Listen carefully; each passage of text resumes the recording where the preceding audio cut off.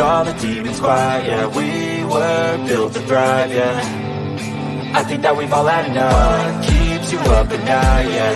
Make all the demons quiet, yeah. We were built to thrive, yeah. I think that we've all had enough. Yeah, I think that we've all had enough. Sick of dealing with the old plan. They know that we're calling it wrong. You got me like, oh yeah. I think that we've all had enough. Sick of dealing with the old plan. They know that we're calling it wrong. Hey, it's too late to try to go contain it. A generation fueled by creation. We live lives on a small screen nation. We control the airwaves, no negotiation. I refuse to think we need saving. Something good will come from creation. And when we think that the world is too anxious, we'll adapt, evolve, survive, and save it. What keeps you up at night, yeah. Make all the demons quiet, yeah. We were built to thrive, yeah. I think that we've all had enough. What keeps you up at night, yeah. Make all the demons quiet, yeah. We were built to thrive, yeah. I think that we've all had enough. Yeah, I think that we've all had enough. Sick of dealing with the old plan. They know that we're calling it wrong. You got me like, oh yeah. I think that we've all had enough. Sick of dealing with the old plan. They know that we're calling it wrong.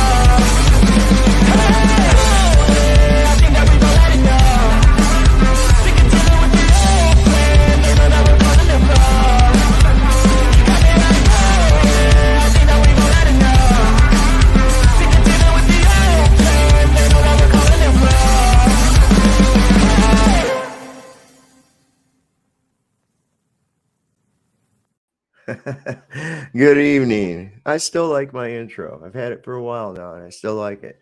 Thinking I'm going to make one for Burn the Corporate Fictions channel, too. I just got to pick the right pictures and can't post comments to some destinations. Oh, that's right. Yeah, we're streaming tonight. I'm trying this out both live on Facebook as well as YouTube, just to see how a multi-stream thing goes. I just was curious. I've never done that before. Y'all might want to make it over here this next Wednesday, 1 week from tonight. We're going to be having a special guest. It's going to be Brian Stavely from the Dose of Reality show.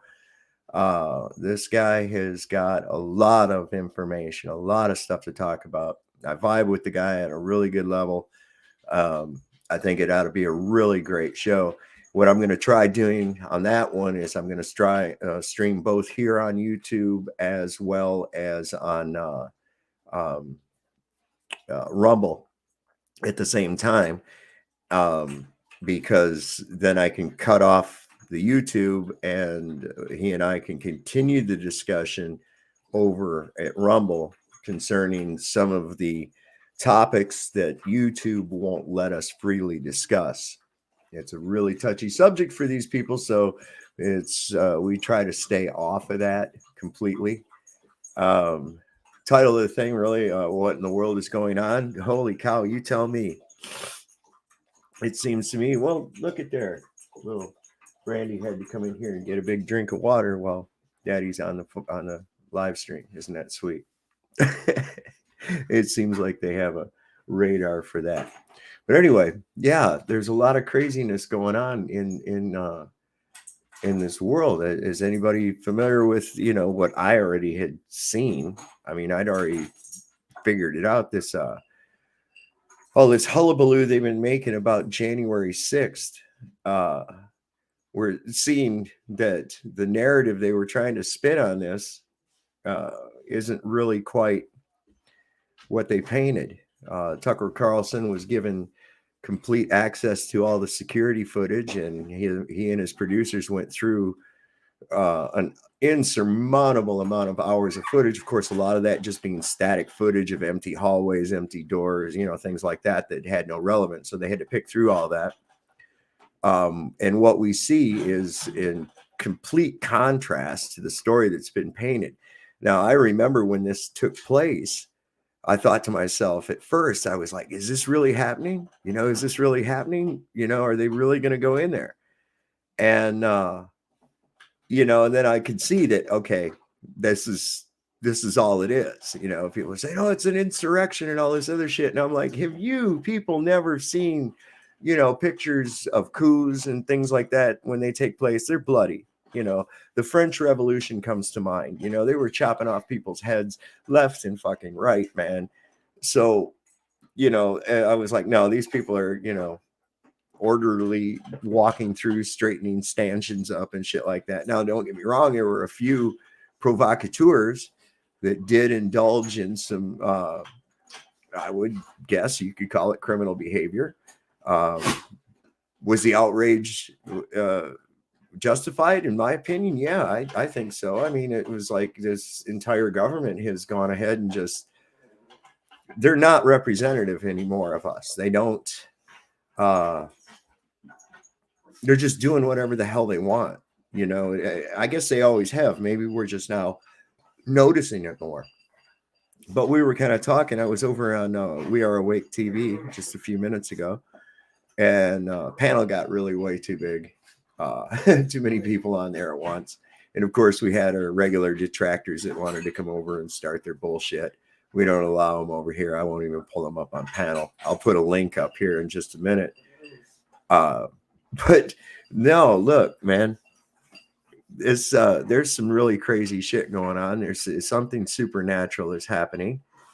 You guys really got to have that fight right here? No, listen, CeCe. I don't know if y'all know, if y'all met CeCe. Hang on, let me see if I can get her. Quit cowering down, you crazy thing. Come here. She has a penchant for attacking and harassing my German Shepherd. Don't you? And she's a troublemaker. She tries to start problems with her sisters all the time and then runs to daddy for help when she gets her butt kicked. Now go on, play. All right. So anyway, they just kind of doing whatever the hell they want to do at any given time. Things are going to hell in a handbasket. I think we had another derailing someplace in West Virginia today near the New River, and dumped a couple of diesel tankers into the river. And now that's going into the water system as well. Supposedly it hit a boulder. I don't know what all the details exactly on that. It's just I'm like, I feel like I'm just here to observe and watch this all as we approach closer and closer to the beginning. That's what I believe is on its way. Never in my life have I seen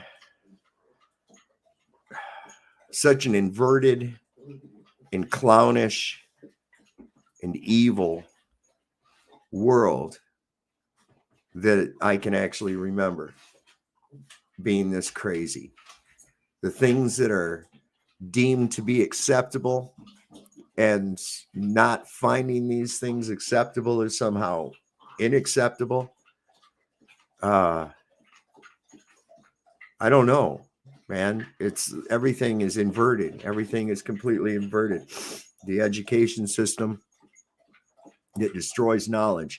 We have religious institutions that destroy spirituality. Oh, and on that note, I'm going to make a visit to a couple of churches between now and this next Wednesday, and hopefully be able to talk with some pastors and some religious figures on some of these changes that have occurred in the Bible. I think that would be make for some interesting video. Hopefully they'll allow me to videotape them, because I don't want them to see. I'm not trying to catch them up on anything or anything like that, but I think it's interesting people that this is basically their field of work, their field of study, and it for them to realize that these things have occurred, I think it's going to make for some interesting video. But in any case, as I was saying, the religious institutions destroy spirituality. The healthcare institutions that destroy health.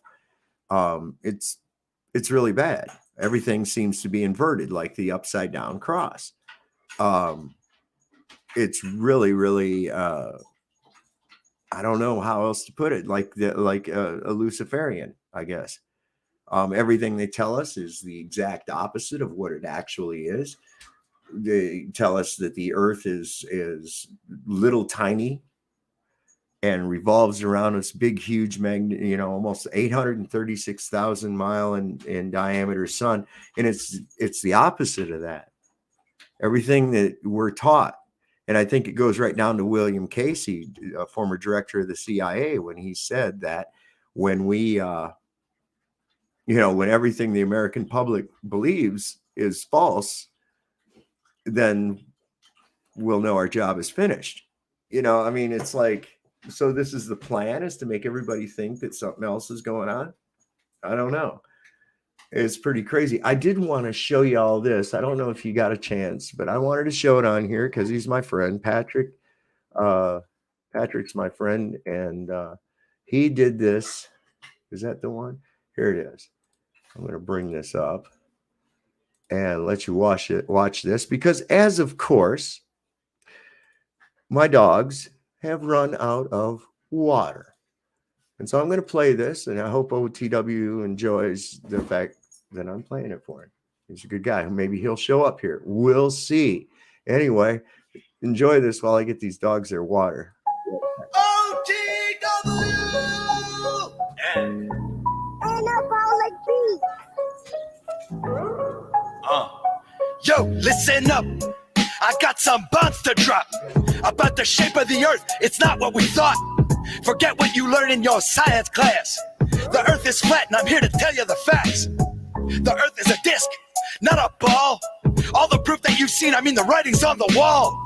The horizon is flat, and that's a fact. No curvature here, no time to backtrack. Flat earth, it's a different perspective. Open your mind, don't be selective. Question what you've been taught all these years. Join the movement, open your ears, yeah. Yo, listen up. Check it out. NASA's been lying to us with their green screen and the CGI, photoshopping everything just to keep us in the lie. We never been to space, that's all fake. Just a ploy to keep us in this mental mind state. The sun and the moon, they're not far, just rotating above us like a shining star. They rotate around us in a circular motion. That's the truth, that's a flat earth notion. Flat earth, it's a different perspective. Open your mind, don't be selective. Question what you've been taught all these years. Join the movement, let go of your fears now. I know that it's hard to believe. Something so different, it's easy to be deceived. But trust me when I say it's worth your time. OTW is here to blow your mind. I'm not saying that science is wrong. I'm just saying it's been biased, that's all. There's a whole world waiting to be explored. But we're up in space fucking chasing unicorns. Flat earth, it needs to reach the collective. Open your mind, God, be a detective. Question what you've been taught all these years. Push the movement, open your ears. Join me now, take a leap of faith. See what the world has to offer, it's not up in space. We stand together, strong and proud. Flat earth, the truth, and we'll shout it out loud.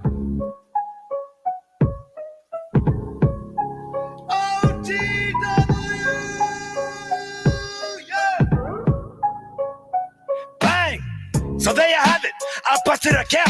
It's time to wake up, y'all, there's no time to adapt. The evidence is out there, just waiting for you. On this grand journey to truth. But what are we gonna do? We'll connect with each other from all around the world and share our stories in this new episode. We'll uncover the mysteries, the secrets untold, and find the answers that science has sold. Flat earth, it's a different perspective. Open your mind, don't be so selective. Question everything that you've been taught all these years.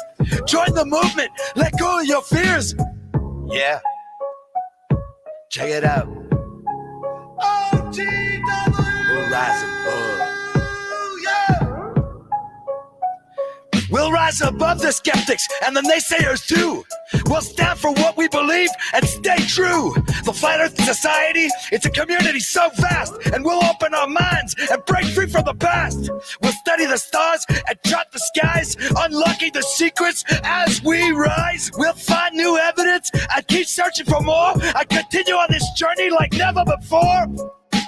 OTW!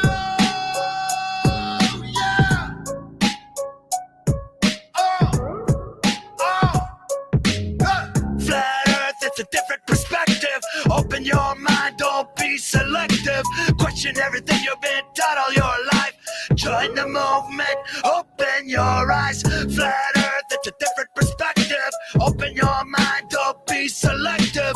Question everything you've been taught all your life. Join the movement, open your eyes. So there you have it, my Flat Earth rap. My belief in this won't collapse. I'm ready to explore, I'm ready to learn on this flat plane and let their globe turn.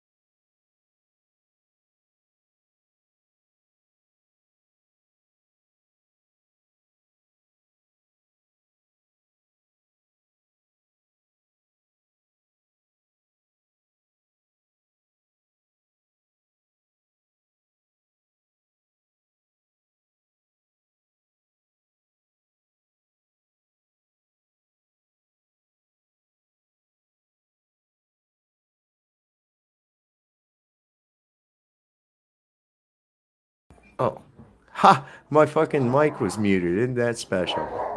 Wow. Anyway, I was looking to see who all is in here. Anyway, OTW, shout out to him. That was his little jam. I thought it was pretty good, pretty creative. Just one second.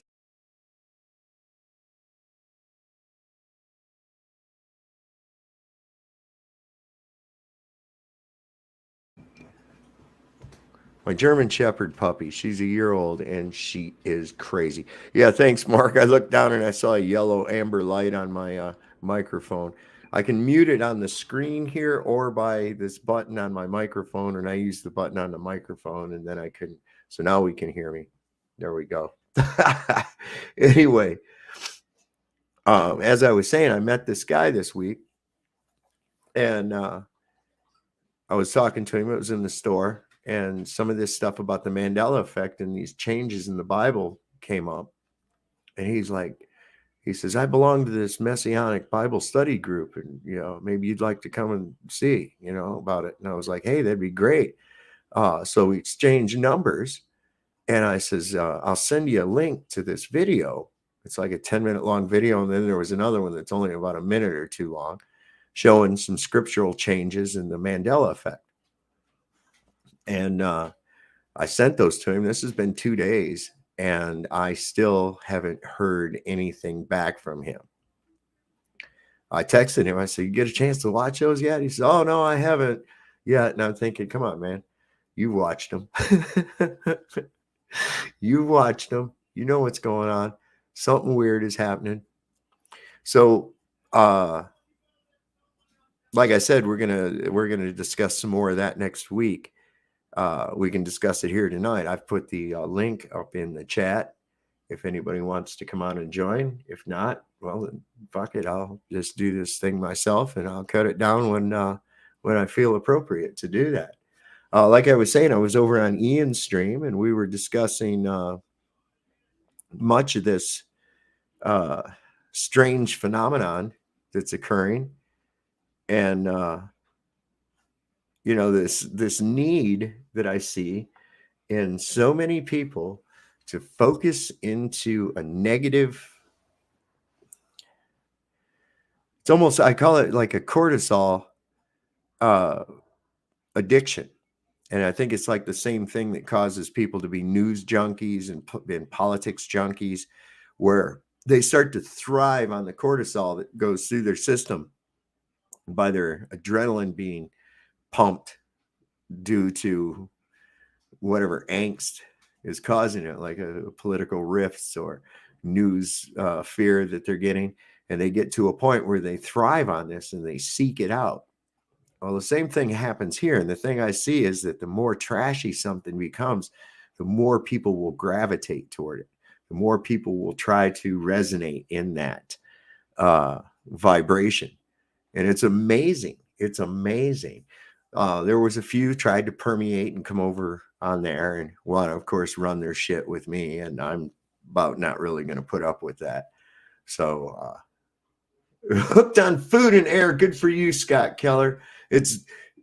I'm hooked on phonics. I don't know if there's rehab for that or not, but I'm hooked on phonics. So if somebody can help me out with that, we'll get something done. Maybe we'll see. Wow. Am I ever way behind over here? Let me zoom ahead. There we go. No, but you see a lot of that, and it permeates into these people to where it's gotten to the point where people want to get violent with one another. And I have to wonder, why is everybody so fucking angry? Why is everybody wanting to resonate in anger and fear and shit like that? And one of the guys over on that panel asked, he said, so you're saying that you don't have any fear? And I'm like, no, not really. I don't. Fear is useless. If I feel it welling up, I have to grab it and go, what is it? How is that going to help me if I'm afraid? It's not. You can only do something about things that you can do something about. Fearing that tomorrow will happen is stupid, because it's going to happen regardless of whether you fear it or not. It's just like with death. People fear death, and it's like, why? I'm not saying avidly go look for it, but Christ, it's an inevitable feature of this existence, of this experience, that you're going to experience what we call on this plane death. I call it metamorphosis or rebirth into another experience, So fear is something you love to discuss. Do you like to discuss it, or do you like to resonate in it? That's two different things. But I know what you're talking about, Jack. I've talked to you before. And it is. We find ourselves irrationally fearing things that, for instance, if asteroids were real and space was a real thing, and they said an asteroid is going to smash into the Earth and it will be an extinction level event Tuesday afternoon. Okay. Now, what do? Do you resonate in fear and dread and panic, knowing there's nothing that can be done about it? Or do you just go, okay, well, this is what I got going on. I'm just going to make the best of what I've got. That's kind of like the old adage of you have to play the hand you're dealt. And in some cases, the hand isn't always a favorable one. So you just got to do the best you can with it. You fear for your tax bill? Why would you fear for your tax bill? You want taxes, though, Mr. B. I already know that. You've told me that before, that we have to have them, that they're necessary. It is necessary for a governmental entity to steal money from us so that we can have roads. Remember? We talked about that one night. So it looks like I got a few trickling in. I don't know. Let's see what we got going on here. I'm going to go over to a regular screen here. I wanted to look at something. I don't know. There's more and more stuff. Do you think they're trying to distract us with, and if so, what are they trying to distract us from? I mean, there's a lot of stuff coming out, man. The shit with Tucker Carlson getting the January 6th footage. I'm seeing more stuff about the Epstein and that. There's Jack. What's happening, Jack? Captain Jack. Hello, my brother. Thank you. How you doing, bro? I'm good. Hey, yes,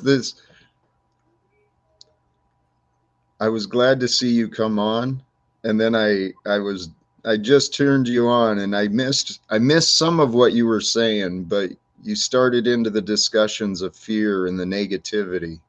Yeah. It's like I see where people almost want to get addicted to resonating within a fear or anger, which are both the same thing. Anger is just another expression of fear, part of the fight or flight response. But it's sort of like there's a cortisol addiction, and I likened it to what causes people to be like news junkies or politics junkies. It's an argument. And with that argument comes that flow of cortisol, that adrenaline, Mm-hmm. And it's like, what are you trying to fill? What's empty that you're trying to fill with that? There's something in your life that's not there. And in 9 out of 10 times, what I find it is a lack of connectedness to their higher self. And with that, a connection to the overall, what we would call God, the Godhead. So without that connection, they're floundering around. They don't know what's wrong. There's a short circuit somewhere, but this seems to quell it, because when I'm concentrating on this shit, I don't have to focus on that empty hole. I think on the deepest levels, that's where that goes. Brother, I think you're spot on. Here, I have theories about this, and I really haven't had a chance to talk to people. So Dude, man. It all comes down to honesty, right? We've got to respect the truth, man. We've got to honor the truth. And so what I think happens is that when we start making excuses and when we start blaming, then we're pushing ourselves away from the truth, because we're in denial. We're not accepting it. And when we deny ourselves from the truth, right, consciously, our spirit knows what is real. Our honest spirit knows the truth, but our mind wants to keep making excuses. And anyway, the lack of truth, it ends up getting greater and greater, and we get this emptiness within us and insecurity. But I truly believe that love is that which controls everything, right? So then I'm thinking back to myself, my years of, dude, I used to do that. I lived in negativity and anger. So I do understand the mindset. It's miserable.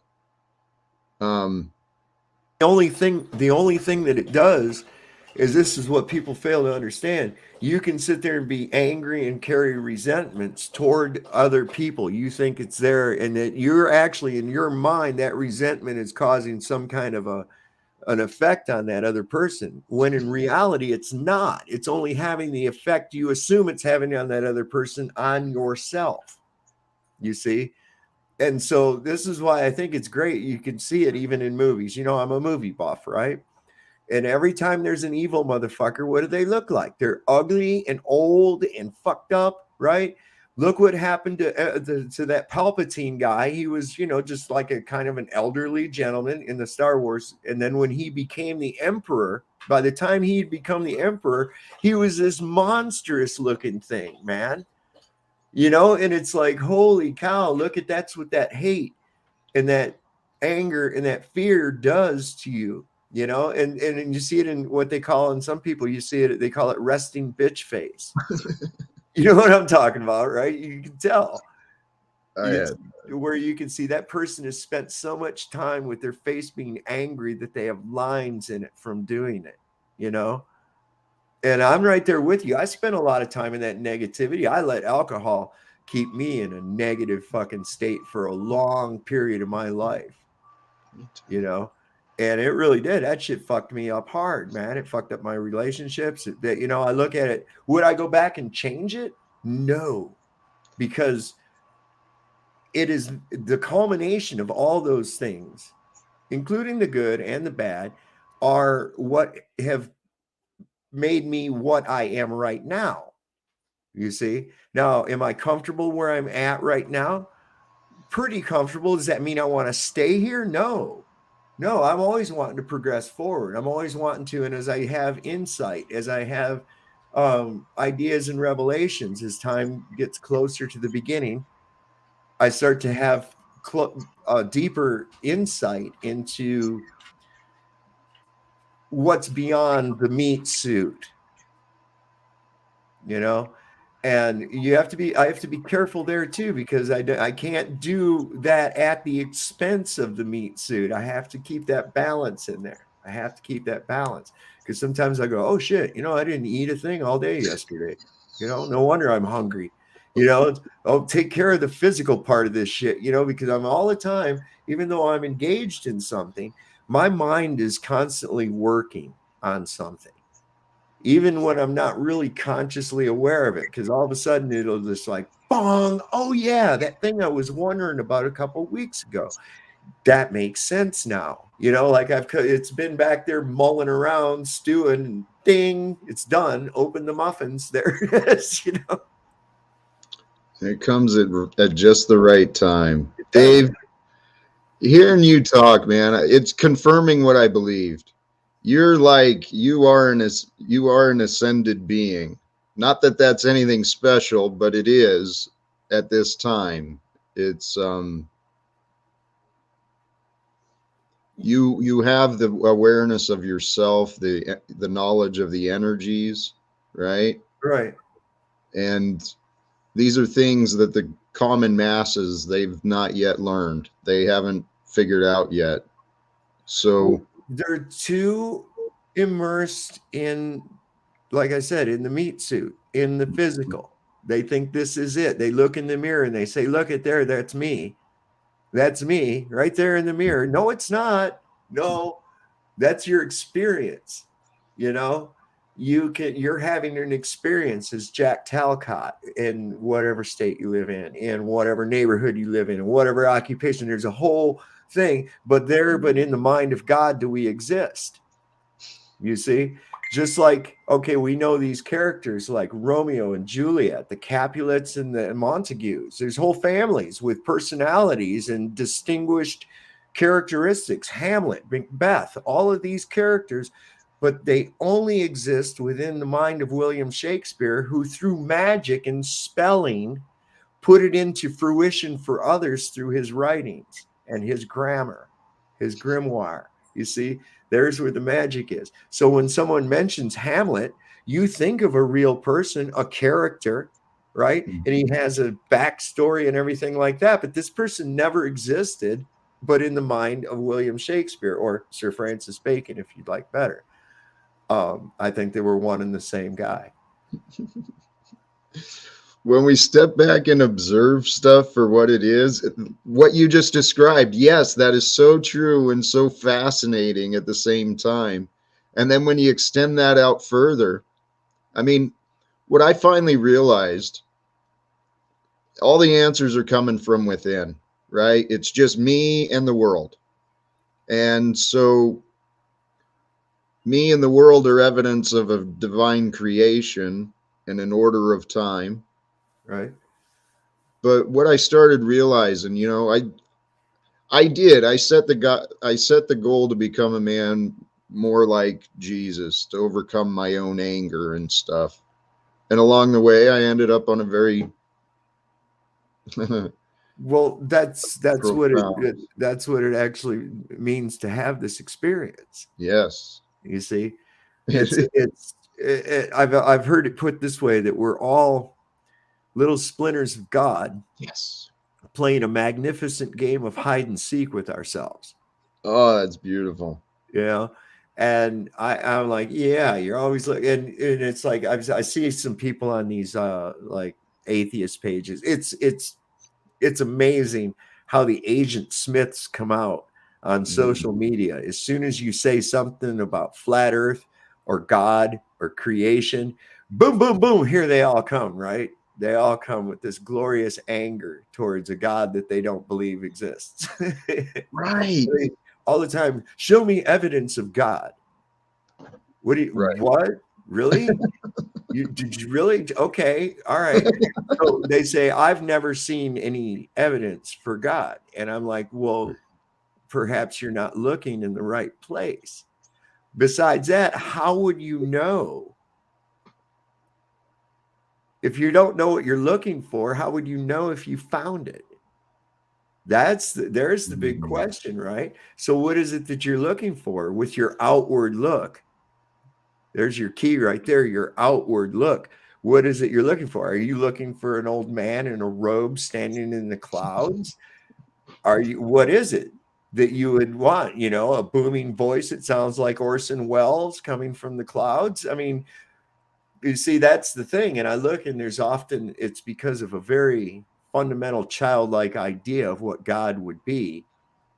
You know, like when I was a little kid and we went to church, it was a great big building. It said it was God's house.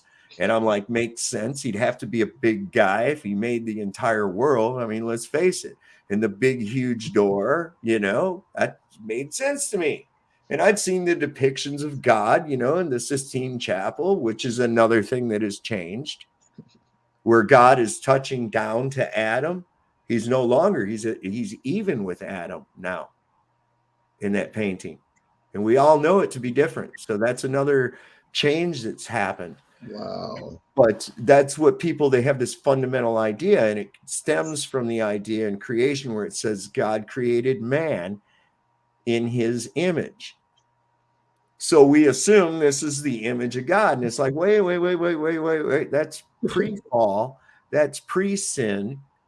So what's the image of God?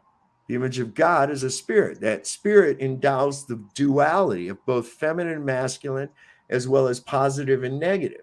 So what God did was take that and split it into a duality, two halves of a whole meant to work as one together, the feminine and the masculine, each harboring a small amount of the other within themselves, just like the yin yang. You see the even paisleys of the black and white, but within each one is a small dot of the other color. That's what that is. And when they come together, they form the whole. So it was after the fall, and you think about this, suddenly they knew they were naked. Wait a minute, how could they not know they were making? Oh, you mean they fell into the low vibratory state of this reality? So is Eden an actual place, or is it a frequency? Is it a state of being? I think heaven is a state of being, Absolutely. as is hell. And honestly, the more I got comfortable being me and realizing that I am a free man, a child of God here in God's kingdom, dude. Well, there again, it's like when you realize that there are other frequencies beyond this low vibrational frequency that we seem to be harnessed into. Yeah. You can sometimes leave into those higher realms and leave your meat suit here for a little while and come back to it. And it's really a cool skill to be able to do. So I've tried and I've never had success. I've not had consciousness or memories of success yet. It takes a little bit. You really have to cleanse your pineal gland. You have to decalcify it. Absolutely. I found that a small, like about a shot glass or maybe a little bit more of Bragg's organic apple cider with a pinch of organic cinnamon and raw honey daily, along with meditation and concentration on, if you can focus on your, just envision it busting a shell that's around it. Just envision that. And I tell you, when it happened to me, it was like I literally heard like a crack. It was like I literally heard a crack, and I was like, oh shit. And then things were like more vibrant. The colors were more vibrant. Everything was more, I don't know, had like It was more. Yeah, it was. It really was more. Well, you got to look at it like this. If they calcify it using fluoride. Fluoride's a derivative of aluminum manufacturing. Okay. So take your Wi-Fi router and wrap it up in tinfoil and see, or aluminum foil. There's no such thing as tinfoil, but wrap it in aluminum foil and see how well that works for all the things in your house that you use the Wi-Fi for. It's not going to be worth a shit. So that's essentially what we've done, is we've inadvertently taken and wrapped foil around our Wi-Fi while they're systematically spraying a grid work of aluminum above us to block us from the heavens. You need that connection. You know why you feel so good when you go out in the woods and the trees and just sit there quiet and hang out? Those trees are like antennas. They're grounded. They're perfectly grounded, and they reach up into the heavens, and they bring in. This is why you get inspired. This is why you get ideas and things. You go sit in the forest and you'll become clearest of mind after a while, away from all that electromagnetic soup that we live in. You got people going to bed at night, going to get me a nice good night's sleep. Here, let me plug in my phone and set it over here just a few feet from my head on the goddamn nightstand, so that thing can be beaming at me all night too. Not to mention just all the shit. You got to figure, if you could actually see all the shit that is going around you right now, all the TV programs, all the Wi-Fi signals, all the telephone calls, all the text messages, you're in a soup. And it gets worse when you get into the city. And I'm like, why are city people fucking crazy? That's one of the reasons. One, they don't have any contact with any nature. You know, they're happy if they have a small patch of grass where their kids can play, right? Whereas out here where I'm at, people are a lot more relaxed. Why? Because it's open fields and ground and nature and where we're supposed to be. Albeit it's not perfect, but this is why everybody goes, oh man, look at Frodo's house. They watch Lord of the Rings and they go, look at that. Those hobbits, man, that's really cool. I'd love to have like a hobbit house built into the side of a hill like that. Why do people gravitate toward that? Why do they think that's really cool? Because that's our natural state. Not 90-degree angles and grid work. We live in boxes of 90 degrees angles that are divided up into square rooms in a grid-like pattern that is laid out in a neighborhood that's in a grid-like pattern, on streets that are in a grid-like pattern, amongst states that are in a grid-like pattern. It's like, Jesus Christ, man. There's no actual, you see where I'm getting at? It's just like all this fucking linear shit pounding at your brain constantly. I look forward to the future, Dave, where humanity pulls its head out of its collective ass. And, we actually figure out how many things we're doing wrong. Because, dude, just in my own personal experience, the crap I used to believe about the governments and economics, the stuff I used to eat and drink all the time, and back to where we started, why are people lashing out with the negativity? A lot of it, I think, is what you're talking about. The poisoning of that receptor between our bodies and the spirit. And these bodies, man, Yep. My mind has been blown by what I've been learning about these bodies and meditation and some of the things that people have done. And yeah, it's amazing. We are so much more powerful. And people, you got to be careful when you use that word, because then people like to use that idea of power as something that they can use. Oh, there's Becca Welsh News Network. Butterfly. People like to use that word power as a dominance, as a means of dominance, power over other people. Ooh, if I have powers, I could use that to influence people and manipulate them. But it's only their idea that is for their own gain, you see. Whereas if you do it in the right way, you're doing it for the gain of all, you see. Whereas my idea is influencing another person is to bring them up onto a higher vibrational level. How is that to an advantage to me? It's an advantage to everybody because that's infectious, you see. It's an That's advantage to the world. Yeah. right. Amen, brother. So Sorry. instead of looking for ways to manipulate other people for your gain, look for ways to, and I don't like the word, but to manipulate people into vibrating for their own gain. You see, and you don't do that by yelling at them. You don't do that by ridiculing them. You don't do that. You do that by say, hey, here's a positive attribute that you have that I think you should really focus on because that really resonates hard with me. So I think that's your gift, that kind of a thing.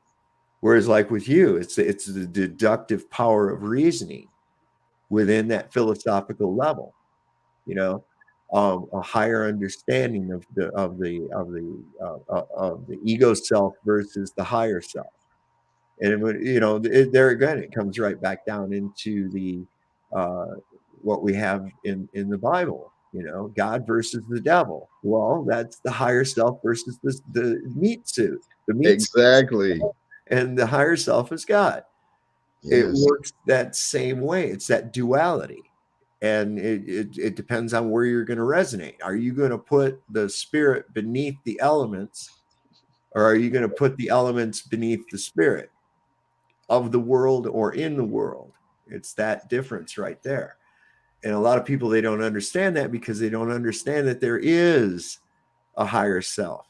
They don't realize that they are a spirit that has a body. They think they're a body and they might have a spirit.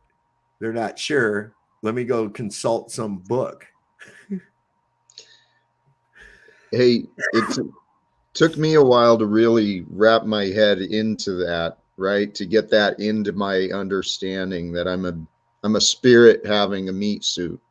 Right. So what helped me do that? What helped me practice presence, right? Like Eckhart Tolle and all these others, to help me ground into now. That's just it. I'm not the body. I am this time. I'm this perspective of this time. Just from the body. Point of attention. Yep. And so if I'm always one with the moment, then that's what I am. I'm not the physical. I'm not the material. I'm the essence. Right? Right. Right.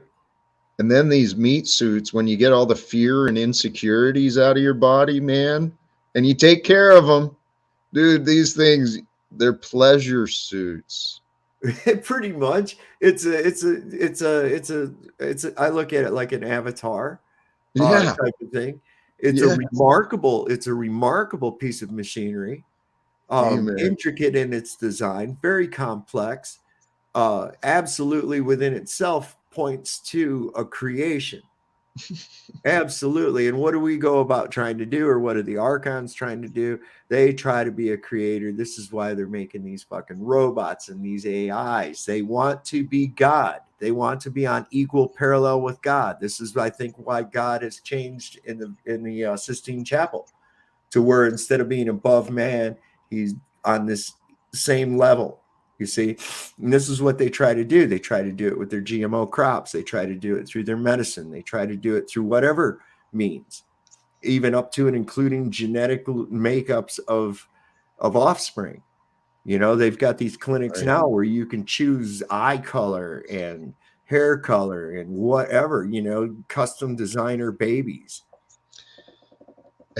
Have you heard the words from Noval Harari, or whatever his name is, one of the voices in the ears of Klaus Schwab? He's an advisor to him, talking about how humans are now programmable, and all this all this crazy shit, which is true.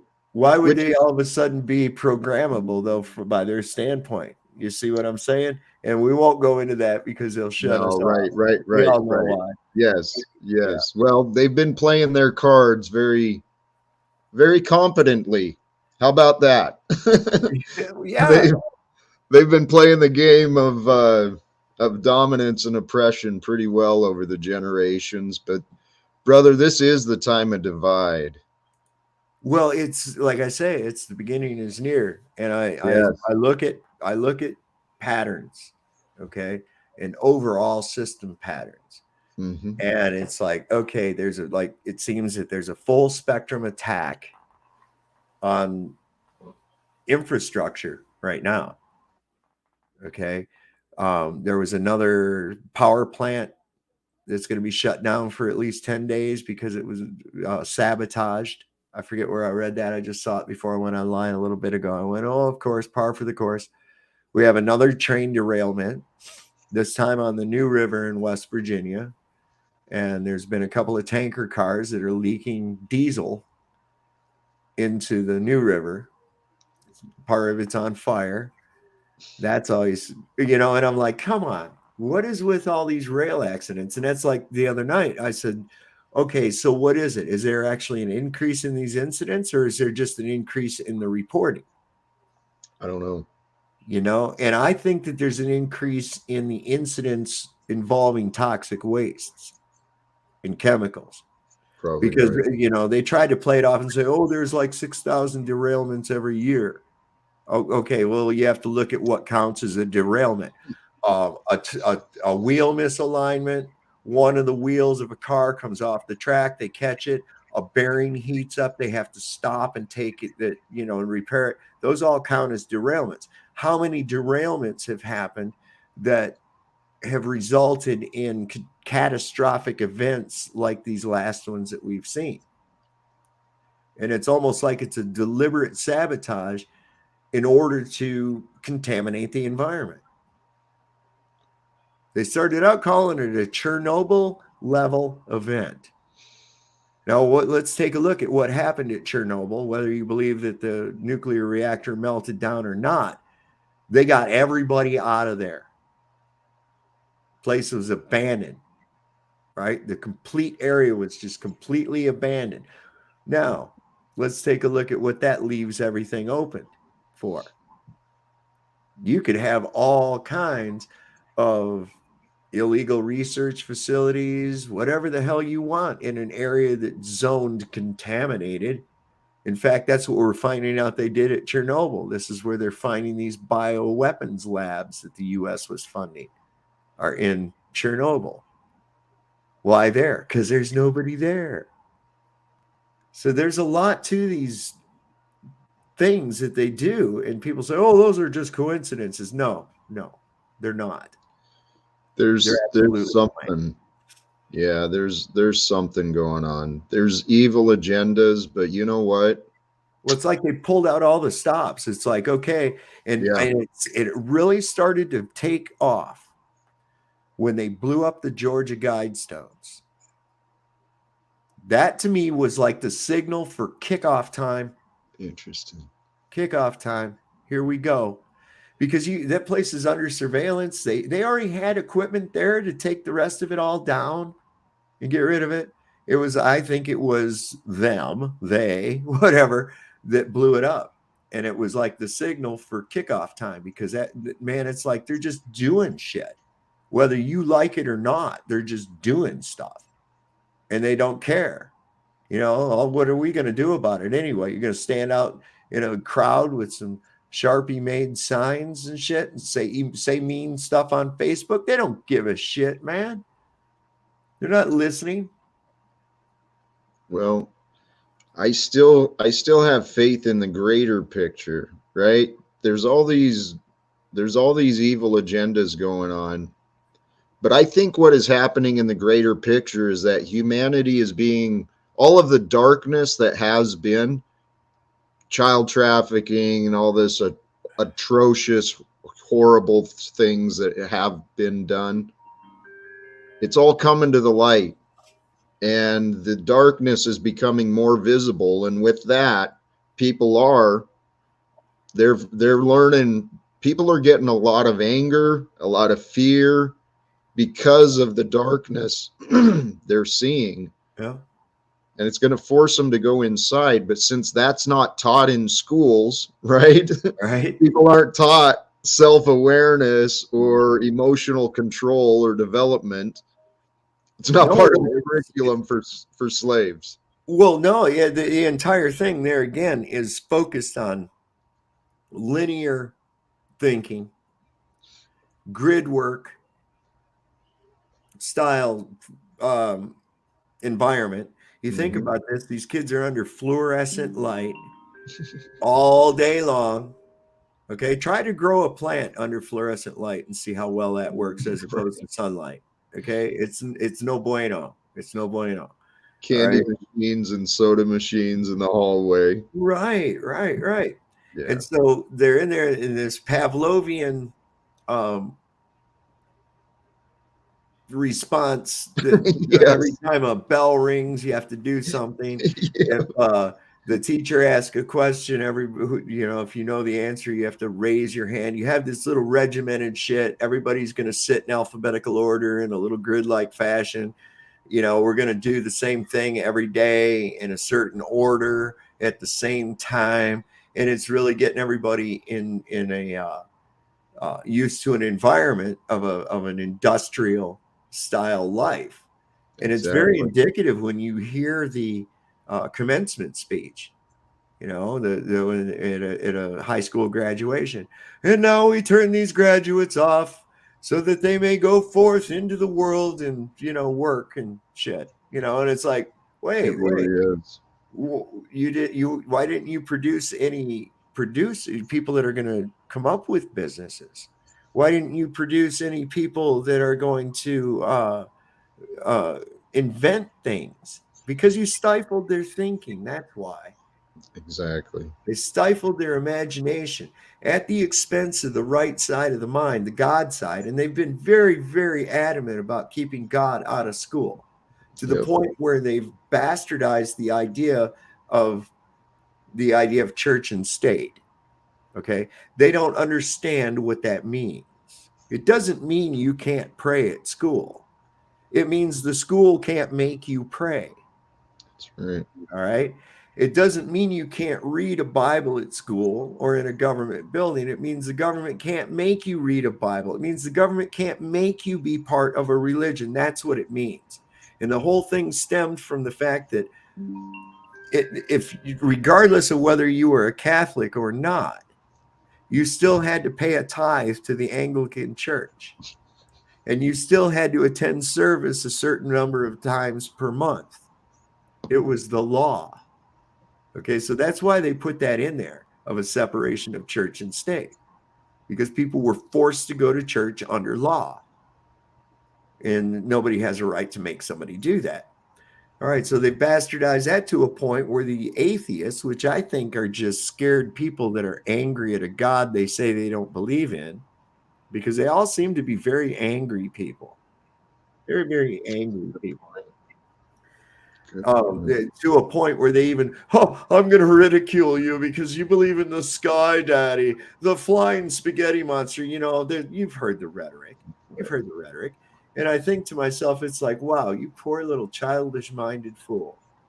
You really don't understand how the whole grand scheme of things is. Hopefully you'll get it. Maybe next time. Or the time after that. I've been told, that I am an old soul. I've been told that ever since I was a little kid, that I was an old soul. And I believe that that's true. And I think that, this is my last trip because I finally, I get it now, and I think I was a hard case. What if we are a generation that can live like forever, hundreds of years? Something going to have to change then. Well, this is what I think is happening. This divide. I know I've got the goal. My goal is to confront the systems of our government and economics. And I want wars to end and total reform.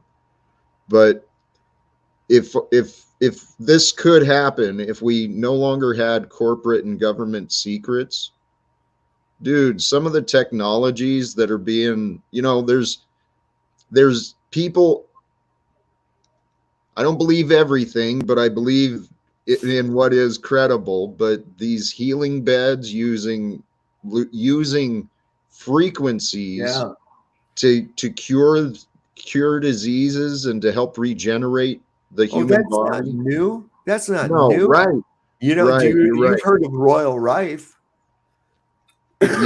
Yes, I think This so. guy, he had this machine where he would use light spectrometry to look at your blood and isolate the frequency of the ailment, the disease. Okay. And then he would hit it. If you understand noise cancellation technology, right?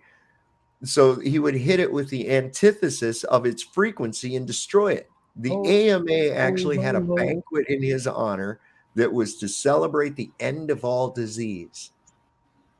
And then the guy died, and there's no fucking, and you can find a little bit on it, the Royal Rife machine.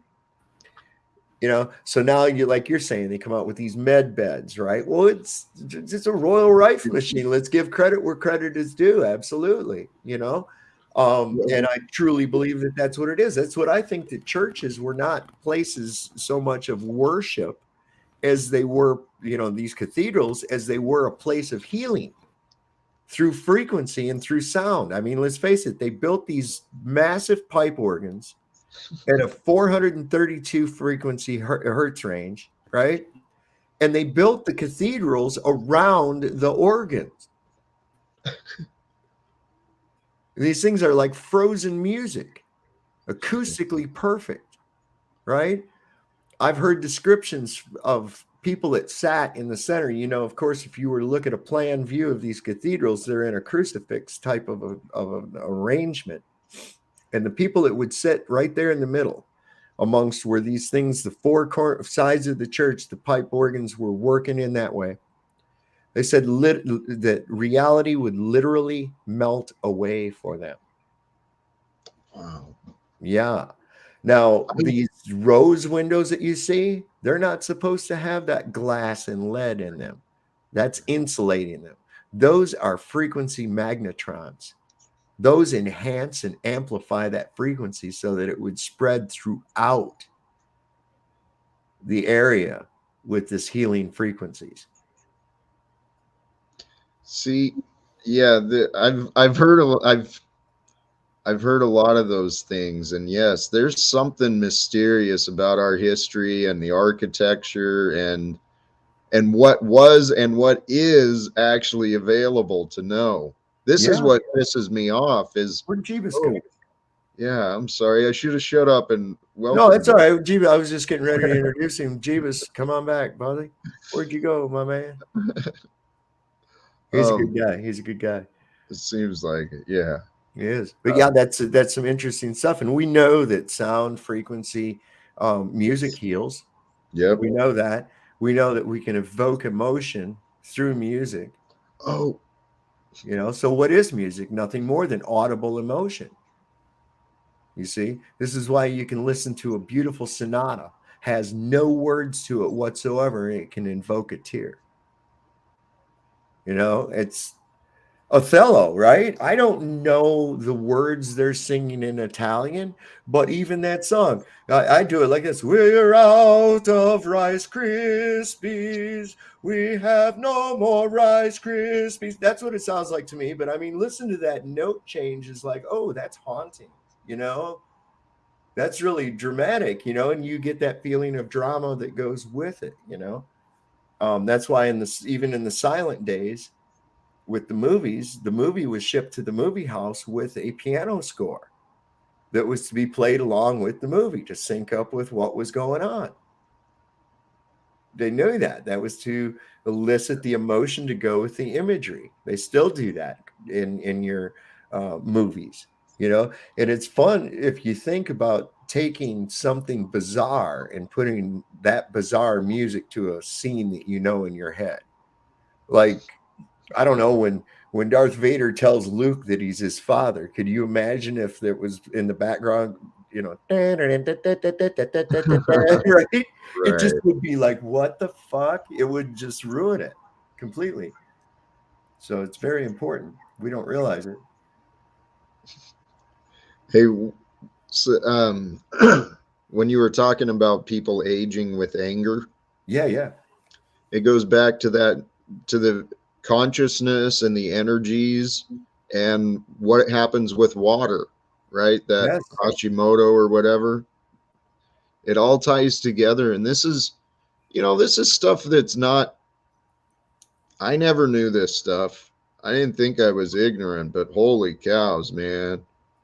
Well, I, once I found out that water will hold energy, water will hold memory, water can hold vibration, the whole concept of holy water made sense yeah. after I saw those experiments. Because when I was younger, I heard this, oh, yeah, okay, that water's holy, right on.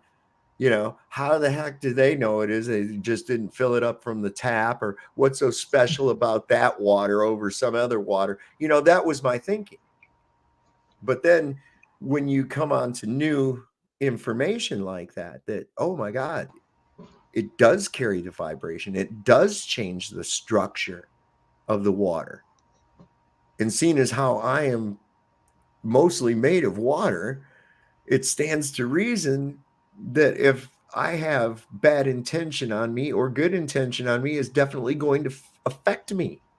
Right. And like we stated earlier, you can be angry and resentful towards someone and, for years and years and years, and they don't fucking care. It's But only you going to will. hit you see? Yeah. Hey, actually, Jeeves coming up reminded me, he shared some links. And someone made a comment about me not even watching a video, but I did watch the links that were shared. One of them Yeah. they shared was about using sound vibrations in liquid or water and creating that. Yeah, The you know star, about the this. star in the jar. You talking Star about in the the star in the jar. jar? Yeah. I'd seen Yeah. other things similar to that, but never. That was pretty cool. It's amazing. And then we take that information and we look at the stars we observe in the sky at night. All right. Dude, So that they, made me they try question. to tell us, they say, oh, yeah, that star there is 3 light years away. All right. Well, what is it? Well, it's like our sun. Oh, all right. Well, let's look at this logically then. So they tell me that the sun of ours is 836,000 miles in diameter, and it's 93 million miles away. That's 8.5 light minutes. Okay. 8.5 light minutes at 93 million miles away. And it looks like I can a lot of times cover the sun with my thumb. Right. So it's about the size of a small coin held at arm's length. All right. So let's move it 8 times the distance.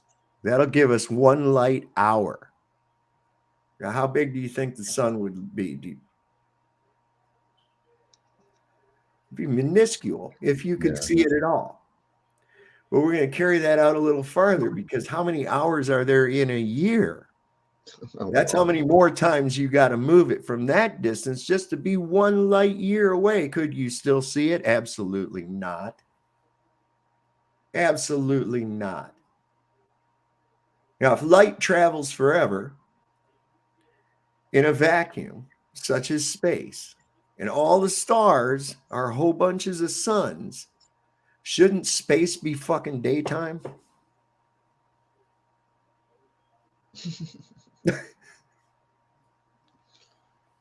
But it's not. So when we look at these stars through magnification, like through the P900 camera, when we look at these stars, they don't look anything like what they tell us. They look like cymatic patterns of light in water.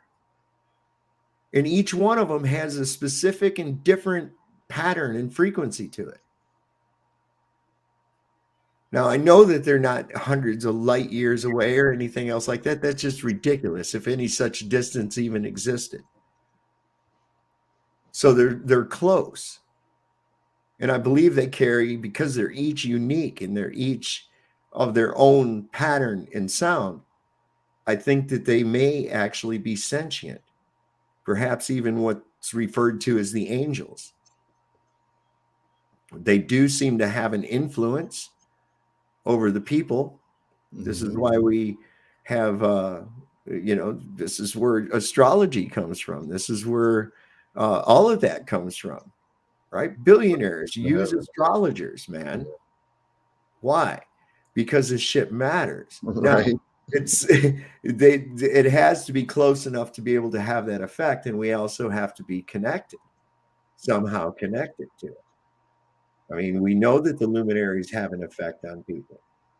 You know, the sunshine will make people happy.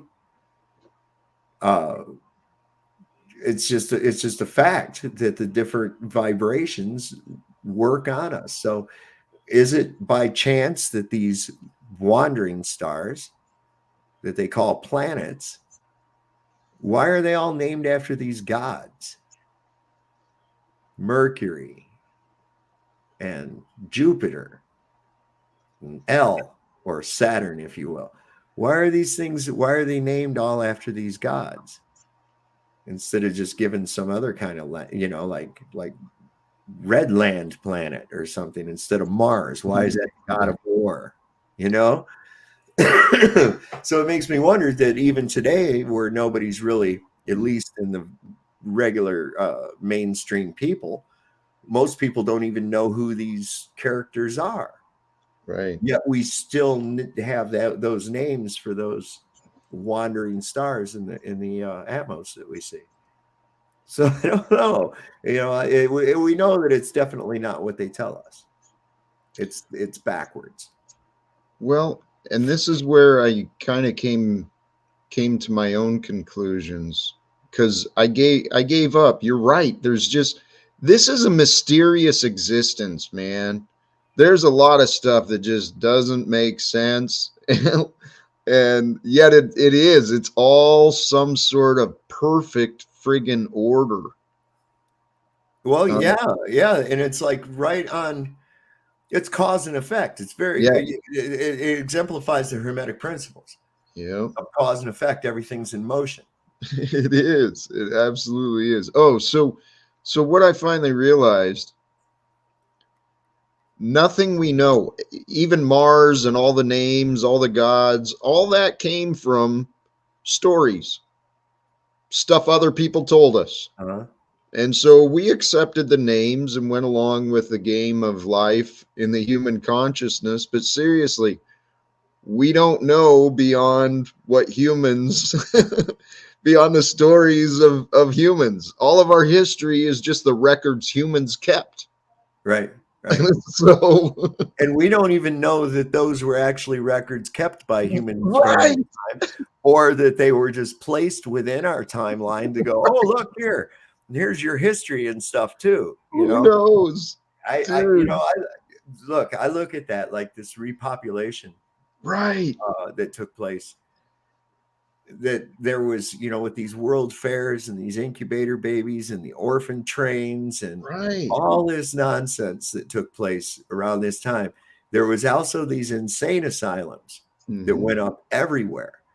Now, I'm looking at it like this is where they put the people that wouldn't go along with the new normal. Probably. Oh, they're crazy. They don't accept this new normal. They think history's a lie. They think this, that, and the other. And they're like, God damn it, I know better. And this is why you're old enough to remember that one of the iconic things in cartoons and things that they would do to make it like somebody was crazy was they'd put them in a Napoleon hat and have them put their hand in like that, right? Yeah. And their eyes would twirl around or something. All right. I don't think that's a mistake, because this all hinges around that shit that went on in the Napoleonic period. the Comet of 1811, War of 1812, Napoleon's conquests and ultimate defeat in Europe, the destruction of the old world. There's a lot of suspect shit within that period of time. I think, what was that, 1811, when they had this shower of meteors that just dotted the skies? Like, it was unbelievable. People thought it was some kind of the end of the world or something. Then there was this comet called Napoleon's Comet that was coming through at that same time. So I don't know, what is it? As above, so below. The wars that rage in heaven rage on the earth below. I think so. Well, who knows? I've heard, and I do kind of believe that in the spiritual battles between the light and the dark, I think the light is won. And we just got to wake everyone up to break their habits. Well, the only way for darkness to prevail is to extinguish the light. Okay, if the light cannot be extinguished, then darkness cannot prevail. It's a real simple rule, man. I can walk into a lit room with a handful of dark. I have a whole handful of dark right there, and I can't open my hand and darken the room.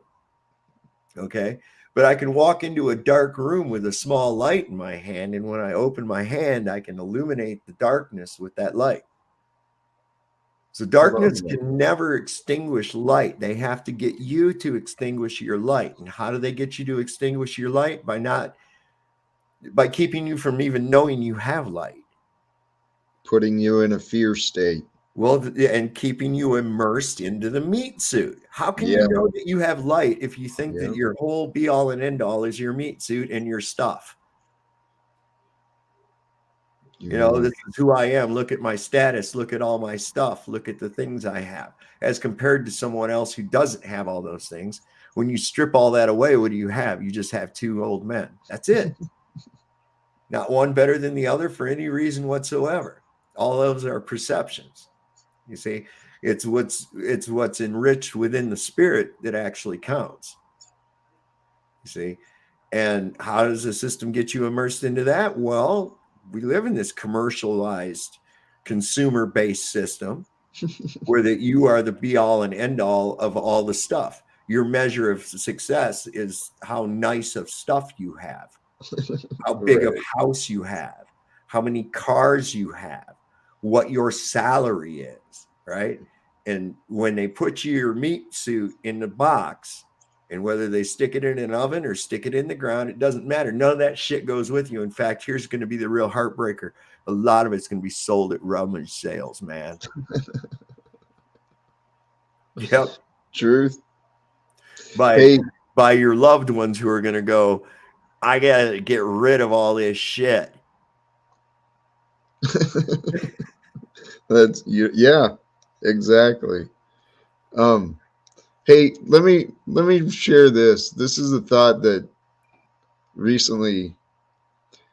So what happened is, throughout history, using the manipulation of language, creating the legalese and the corporate fiction, right? The fictional entities.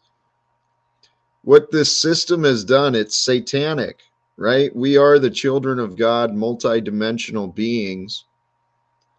And we've been reduced to records, two-dimensional, right? That's who we are. So since we think we're two-dimensional beings on records and pieces of paper, we're trapped in this 3D hell.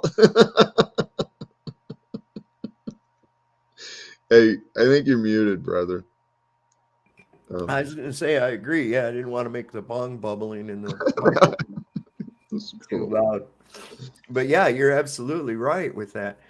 That by that whole standpoint, too busy focused into that this is me, this is my thing, and I have to they get you more and more immersed into the paper aspect of it, like you're saying, into that straw man. I hate that term too because it's so overused. Ryan's the same way. He thinks the same thing. I hate to call it the straw man, but they really do. And so consequently, the further you're immersed into that, into the world you become, you see a higher degree of importance placed on these statuses, papers, you know. Oh, I have a BA in this, and I have an MA in this, and I have a PhD in this, and I have a THC in that, you know. And it's like, whatever the fuck, you know. And people think that that's supposed to be a measure of success or intelligence. And it's like, no, that's a measure of a sucker. Okay, you paid somebody a bunch of money to memorize some bullshit and regurgitate it back to them the way that they told it to you, and they gave you a piece of paper and said, you're smart now. Okay, just like the straw man when he got his diploma. He didn't learn anything. He just got that piece of paper, and all of a sudden he's smart now. You see, that's all you have to do is have sanction from the wizard. It is some guy that was dressed like everybody else, but a little bit more special because he had some kind of a really cool bright ribbon came down, and his cap was a little bit different, and he stood up there and he handed you this scroll, a scroll with a seal and a signature and everything. It says, you are now smart. Up until this moment you weren't, but now you are. Go forth into the world now. You know everything you need to ever know. And that's the perception that's given, right? It is. It's a pretend world. And I look and I've noticed that the more indoctrinated people are those that have sought higher education, as they call it. Let me toss this to you, okay? If we live in the realm of consciousness, and truth is God, that means knowledge. Knowledge is the path to God. And we have all these experts who've literally paid money for God. Right? Or what would be perceived as God. Right. They were sold what would be perceived as God. Based on their perception. Based on their perception of who presented it to them. Right. You see? It's the difference between, it's just like it's so crazy because you could do this, and I've actually done it before, you know, just lead something off by saying, you know, well, top scientists agree that, you know, and I've done it as a social experiment, and people will go, oh, really? But if you don't preface it with that, they'll never ask you who are the scientists and how did they do the study. No, that's good enough. Top scientists have agreed. There you go. What, name a top scientist? Do you know one? They don't. Right? So they're never going to fucking question it. Right. That's all you have to do. Oh, you know, 4 out of 5 doctors agree that Camel is more healthy for you. Camel cigarettes. Right. You know, right. And that was an actual ad. I've seen it in my lifetime. Appeal to authority nonsense. Absolutely. And the more indoctrinated a person becomes, I've noticed that the more to an appeal to authority there is. Like, I get this guy, this Nick Gold. He's really quite an irritating person. He's a physics professor, and he always thinks, oh, I've won and shit. And I'm like, you won what? You haven't proven anything to me. You just came on and ridiculed what I said. We had an interesting discussion on gravity, and he still can't get over it. And I'm like, look, dude, you can't prove gravity. I can prove incoherent electrostatic acceleration. I can prove that. I can prove that by changing the charge of something, it will actually lift. Okay? There's multiple experiments showing this. So where's your gravity? Gravity's obviously not stronger than the electromagnetic function that I'm talking about at all. It's real simple. And he's like, well, there's this theoretical molten ball in the middle of the earth and shit. And I'm like, how the fuck do you even know that? You're just making that shit up. Somebody made that shit up, and it doesn't make any sense. Whereas here, you can't demonstrate it. I can demonstrate it. I can demonstrate what I'm talking about, you know? And it's like, so he'll come on here anyway. He thinks that because he's got degrees and he works at a college that, you know, if it's not in his textbook, well, there's no way. See, as he was in the chat last night, and I had to tell him, I was like, I said, no, I said, you're not a lie. He says, so you think that I lie to my students? And I said, not consciously, no. You believe the shit that you're telling them. You're just an unwitting stooge in a cog in the wheel. That's all. You're reiterating to them the things that you were made to memorize. You've never explored any of the other ideas because it wasn't in your textbook. It wasn't in your curriculum. Whereas somebody like me, an autodidact, can go, hey, okay, that's a cool theory. Wow, look at this.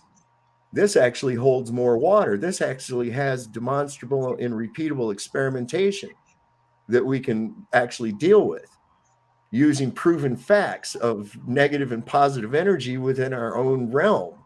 It's so simple that you don't have to go through all this other shit. And they're like, well, where's your peer-reviewed studies? What do you mean, your peers reviewing my studies? Are you shitting me? I'll get the same reaction as I get from you. You won't look at it because it doesn't fit your paradigm. You see? Well, people become trapped in this paradigm because that's what they live their whole lives, and that's what this world has taught us. But Dave, this is the thing that really, where I was going with that comment of paying for knowledge, it's criminal, dude. Oh God, they're in cahoots with the bank. Why? What? But if seriously, just common sense, if we want to thrive as a species, you don't withhold education from your children. No. Right? You make sure that every child has access to opportunities and support in order to learn. Right? Absolutely. Well, the thing is this, colleges are in cahoots with the banks. Right. Okay, absolutely. Because right off the bat, they've got you convinced that you're not going to, they don't tell you about trade schools. They don't tell you about trades, that we need tradesmen. They say you got to go to college and get a degree because without a degree, you can't succeed, right? Well, the bottom line is that a degree is only as good as the stupidest person that has one, right? Well, same thing with a high school diploma. So it doesn't really mean shit at all. So the whole goal of it is to get these young kids convinced that they have to have that and then get them immersed in debt. This whole thing, it's the Leviathan from the sea, Jack and Jeebus Crisp, and take off on me, you motherfucker. Hey, man, my fucking internet, like, we got the whole thing switched over to fiber optics, and I don't know if it helped. It's like if there's more people on the panel, it just starts fucking. You seem like you're coming through real smooth. It's good, smooth video. Yeah, over here, I was on Ian's stream, and it was just like, fuck. Oh, that was chaos. That was chaos over there. Yes, I mean, you know what? I don't know if it had anything to do with the internet, really. I think it was just sabotaged with. You know what? There's certain people, I'm not going to let them come on. Like, I see that weirdo guy, Snafu. There's no way I'm going to bring him on. Yeah, I wasn't going to do it, but I got to now. I was going to ask Jack, you're not over here trying to hug a buddy, fuck a buddy, are you, man? Yeah, I mean, that dude just repeats that same shit over and over. And he's look, I'm not making fun. Look, I have no problem with that guy. I don't know who he is. the repetitive regurgitation of the same, it's like he's stuck on fuck, man. Like, trapped. Trapped in his mind. Yeah, I don't even know what the fuck is a pogo anyway. Look, I'm not gonna outlandish claim. I know some people, some shit, and they would get real stuck sometimes. You feel me? They'd be like, just shit. Well, what is a pogo? I don't even know what the fuck that is. Privately operated government. I don't know. It's something like that. Operative, like a government fucking plant. Privately owned. Yeah, like how people were trying to say that. Remember how people were trying to say that a certain somebody was planted, to watch a certain other somebody for the cops, and because he was a bootlicker and all this other shit, and one of them types, like a plant. You put them there to gain intel. I really think that dude is. I'm not saying it don't happen. I think that dude is just overly paranoid because, like, okay, let's suppose he had called me that before, I guess. So now I know what it means. So let's look at this from a logical standpoint. I just got now 353 subscribers. Now, if I was a publicly operated government operative or whatever the fuck that is, right? Don't you think they would set me up with a little bit better of a channel with a little few more subscribers? Like chili subscribers. Right. So no, that'd be like, okay, Agent Smith, we're sending you into the hood to be an undercover drug dealer. So here's what we're going to do. We're going to give you $10 and you start out looking for a dime bag. We want you to work your way up to a dealer position. Work your way up to the main man. Right. Come on. That's actually the way you would want to do it for real. You wouldn't want to just come in with a duffel bag full of cash and be like, take me to the leader, right? You want to kind of gain a little trust and then work your way. You know, it's look, I don't know why I see a couple people doing shit like that, and I see them on one channel blasting this other channel, and then they'll be on the other channel sitting there like a little fucking man. Like there's definitely some weird shit going on in YouTube land. I will say that it is. Well, there's always this drama, and that's what we were just talking about. Is that why are people want to draw to that kind of dumb shit? And it's because, like we were saying, there's something. It's fucking sand in the hourglass, bro.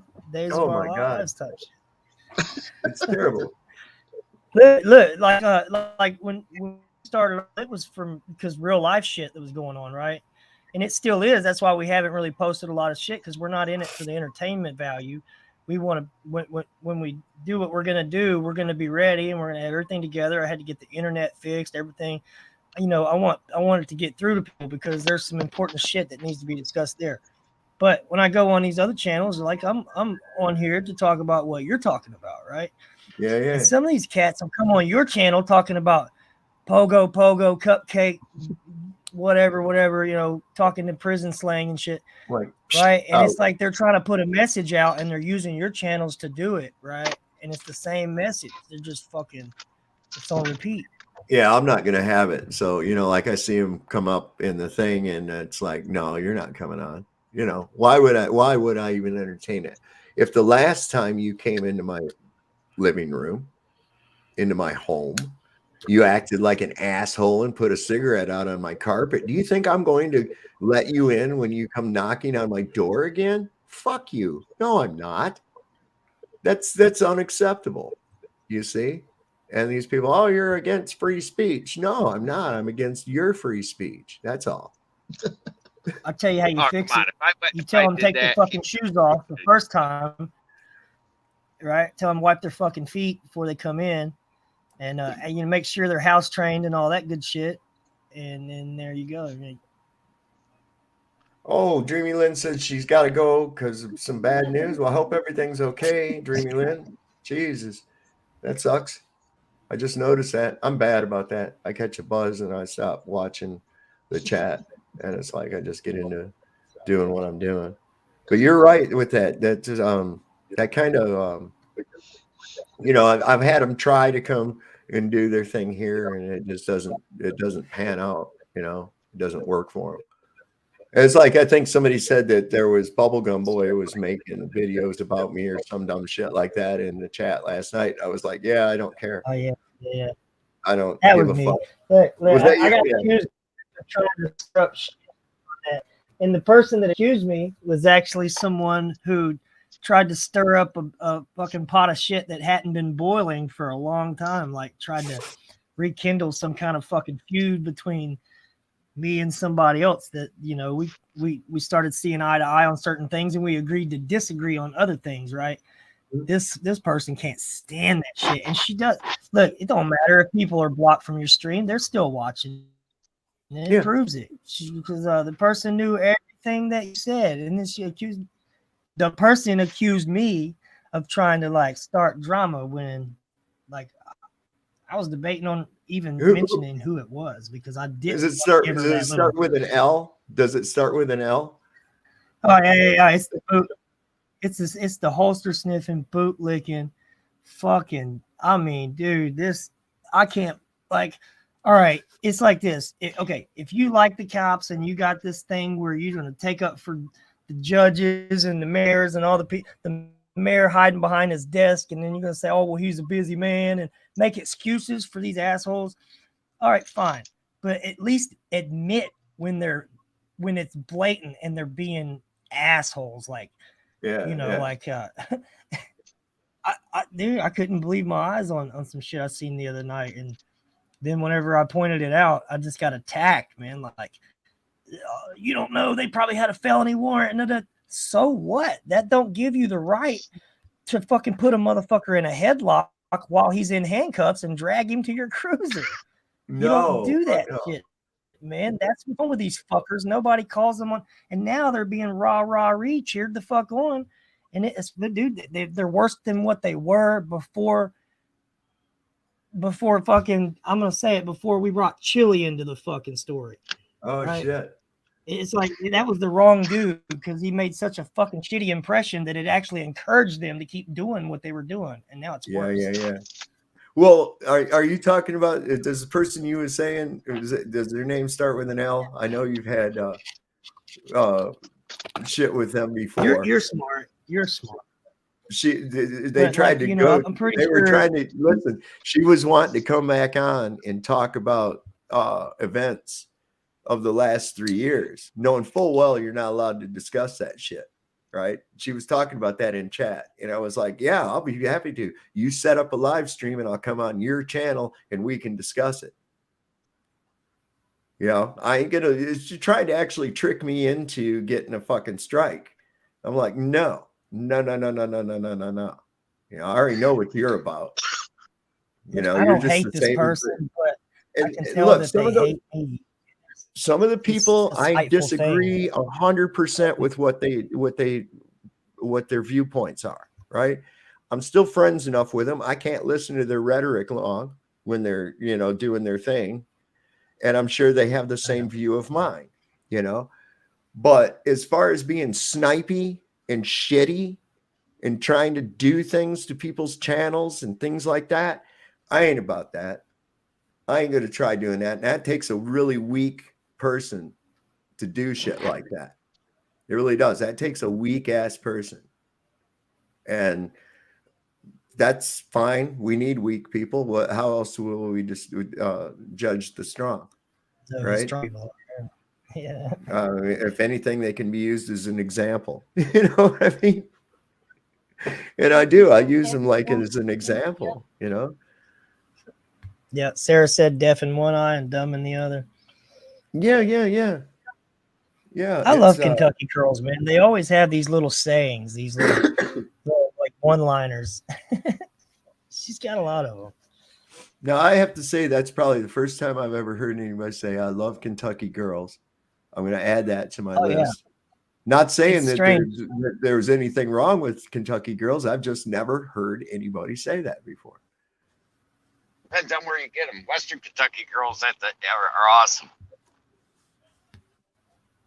Every girl I've really connected with is, I just moved to Kentucky a few years back, and it's just like, I don't know, they're raised up a certain way, I guess you could say.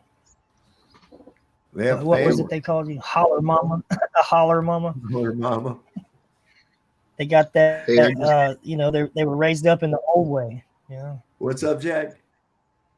I just wanted to say thank you. I'm going to step out, brother. You got to step out? All right, bro. Well, thanks for coming.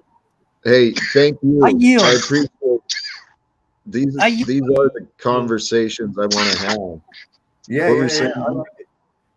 It's on a deeper level, you know. It's on a deeper level, and it's interesting to share these concepts, these ideas, especially when they explore the regions of who are we, what is our purpose, and it doesn't take a rocket scientist to figure out that whatever the fuck is going on is not our purpose. You know, we are not here to be doing this. I think we're here to rewrite the rules. I swear to God, I think that's our destiny. To find a way, we're gonna build the community to come together and overcome the illusions of authority and wealth. And we're gonna create a better world before we're done. Yeah. Well, it's going to happen. It's going to happen. It's happening.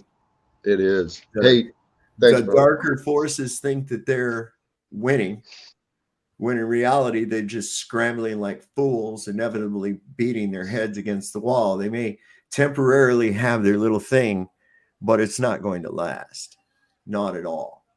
Hey, Mr. B, was that comment meant for me about leaving the area much? Just wondering, man. No, that was Sovereign. I don't think he leaves his Virginia area much. Not so much in the last couple of years. No, I don't have anywhere to go. I can tell. I can tell. Like, I mean, because, like, no offense, if you came to my area and walked into a bar, for instance, and talked like that, they take you to the funny bar. But, you know, I would stand up for you. I'd say, you know something? He just likes to think different. That's all. You know, right. His battery, your batteries are positive, negative. His is negative, positive. You know, it's the polar opposite. I mean, and I ain't saying that in a bad way. I mean, I just, you know. Well, I probably wouldn't walk into a bar to begin with. I don't have any business in a bar. There's a lot of negative energy in a bar to begin with. And well, believe it or not, it's my town. It's like that in the beginning of your statement. When you start any stream, you go all the way up. Cops are gangs. You know something? You would actually like the cops in my town. The cops in my town, they don't do nothing unless we tell them they can. They know who their boss is, literally. All right.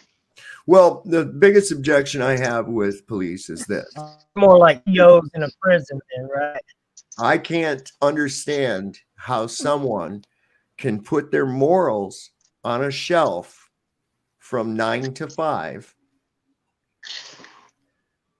for a paycheck. How do you trade your core beliefs and your morality for monetary gain?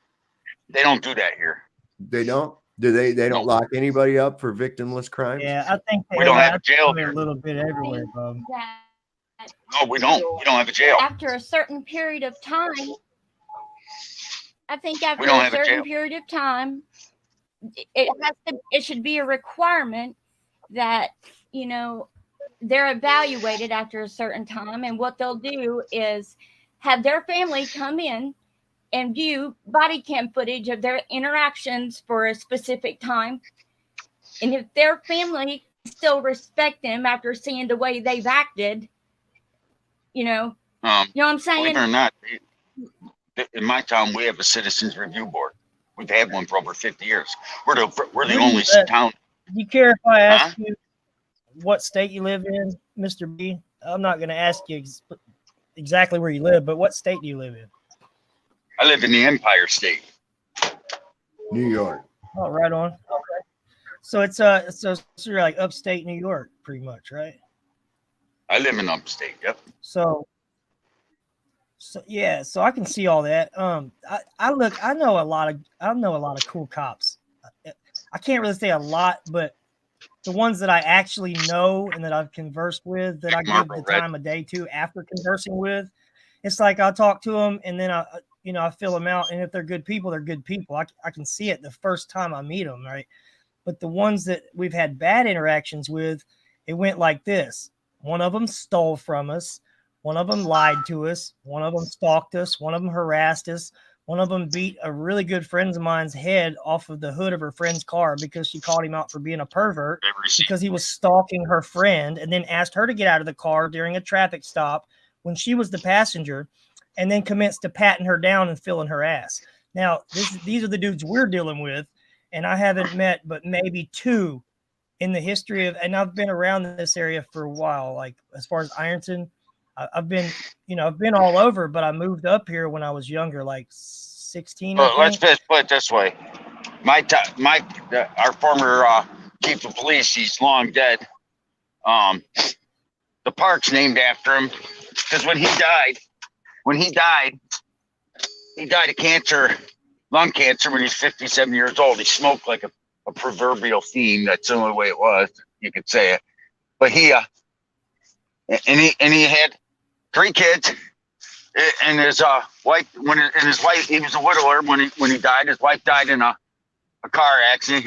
She had a Yugo of all cars that she wanted, and she lost brakes and she ran into a telephone pole head on. But regardless of that, when he died, he had like $500,000 in his bank account. The man worked 7 days a week, 365 days a year, never took a vacation. He loved his town. When he died, he donated money to build a town pool. We got a beautiful Olympic-sized swimming pool, compliment to the retired chief of police who died. And there's still people in my town. There's new people. Awesome. And there's new people that moved into this town. There's new people that moved in this town in the last 5 years that literally want to change the name of that park and pool to Martin Luther King. And I went to town board, and some of them were black, some were Indian, some were Democrats. And I said, and I raised holy hell. I said, you're not doing that. I said, I would burn that pool, fill that pool in with cement, and drive my semi truck around that park and destroy it before you desecrate it. Mr. B, before Mr. you B, get, I got you, but you're winding off into the other stories. Why would you give a shit? You have a good police chief. But I'm curious as to why you would give a shit what the pool is named. Because the man donated. He put his blood, sweat in it for our town for over 35 years. And then donated every dime he ever gave. They figured he gave almost 65% of what we paid him over those years, being our chief, back into the community. Well, here's what I think about it. I'm going to talk over you just for a second, Bubby. All right, I love you, man. But here's what I think about it. We know there are good cops out there, right? The good cops aren't the ones that need most of the attention. Like, yeah, we acknowledge a good person. We acknowledge a good man. But, like the guy here in Kentucky, what was the chief? Remember the guy that dressed up like a woman and all that? Yeah. Sarah, tell him about the guy, babe, with the Keith Cooper. Like, this is it's a small town. Greenup County, they're one of their, I guess he was like main sheriff at the time, but literally dressed in drag to make drug busts. Like, just that thirsty. Dressed up like a woman and walk the streets and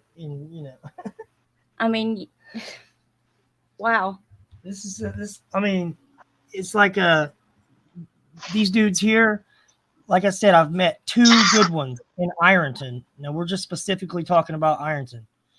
I've met two good ones, and Sovereign, as much as I know you're opinionated and stuff, Beth was one of the nicer cops I ever met. She really was. And there was one other one, and sad to say, I can't remember his name. He was I think he was like a lieutenant or something, and he didn't last long. But it goes from the top down. You've got a shitty chief. You've got you've got a shitty mayor. A stream cannot rise any higher than its source, right? Yeah. So if the fucking crop is rotten, that means that the fucking head is rotten. Yeah. If all cops were good, we wouldn't have to pay so much attention to them, because they'd be doing the norm. It would be what's expected. But what's happening is the cops are,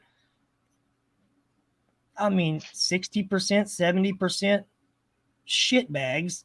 And then the ones that are decent, don't hold the ones that are bad accountable.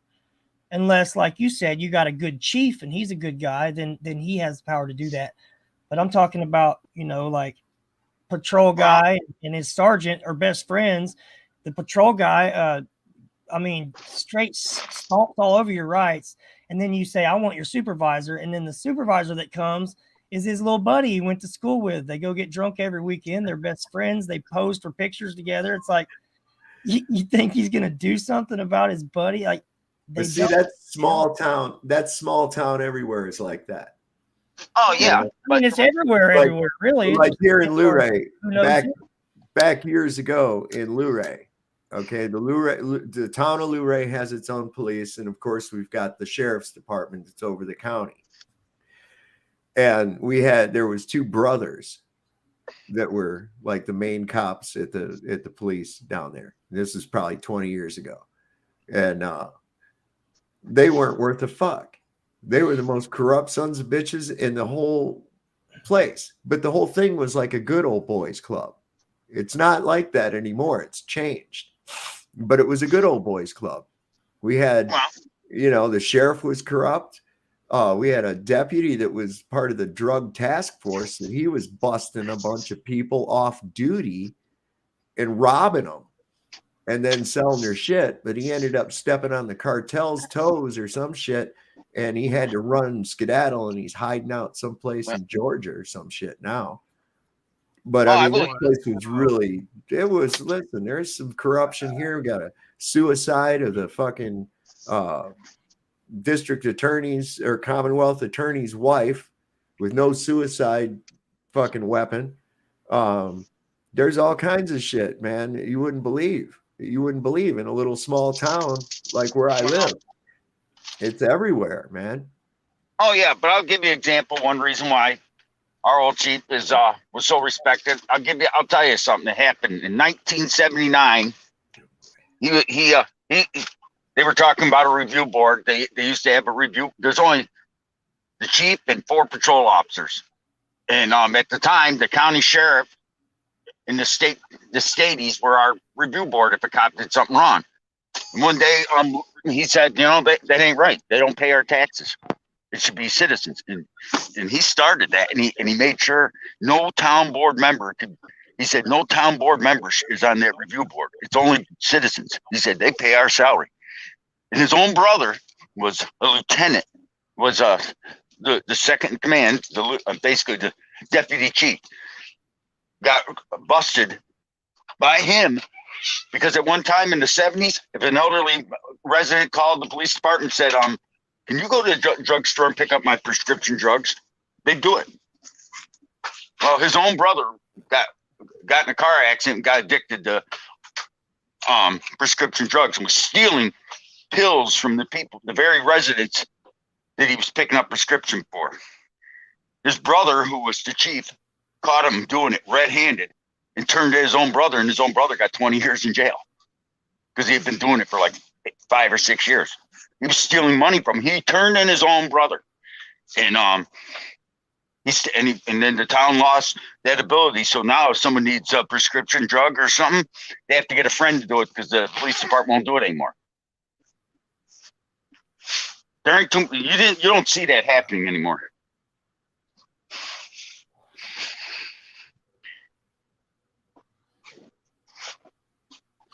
Got me a piece of cake, man. Munchies kicking in. Munchies are kicking in. What are we smoking tonight? Chocolate, Oreo cookies. Not bad. Ooh. Oreo cookies. I'm at mincemeat pie. Today. I got pink candy.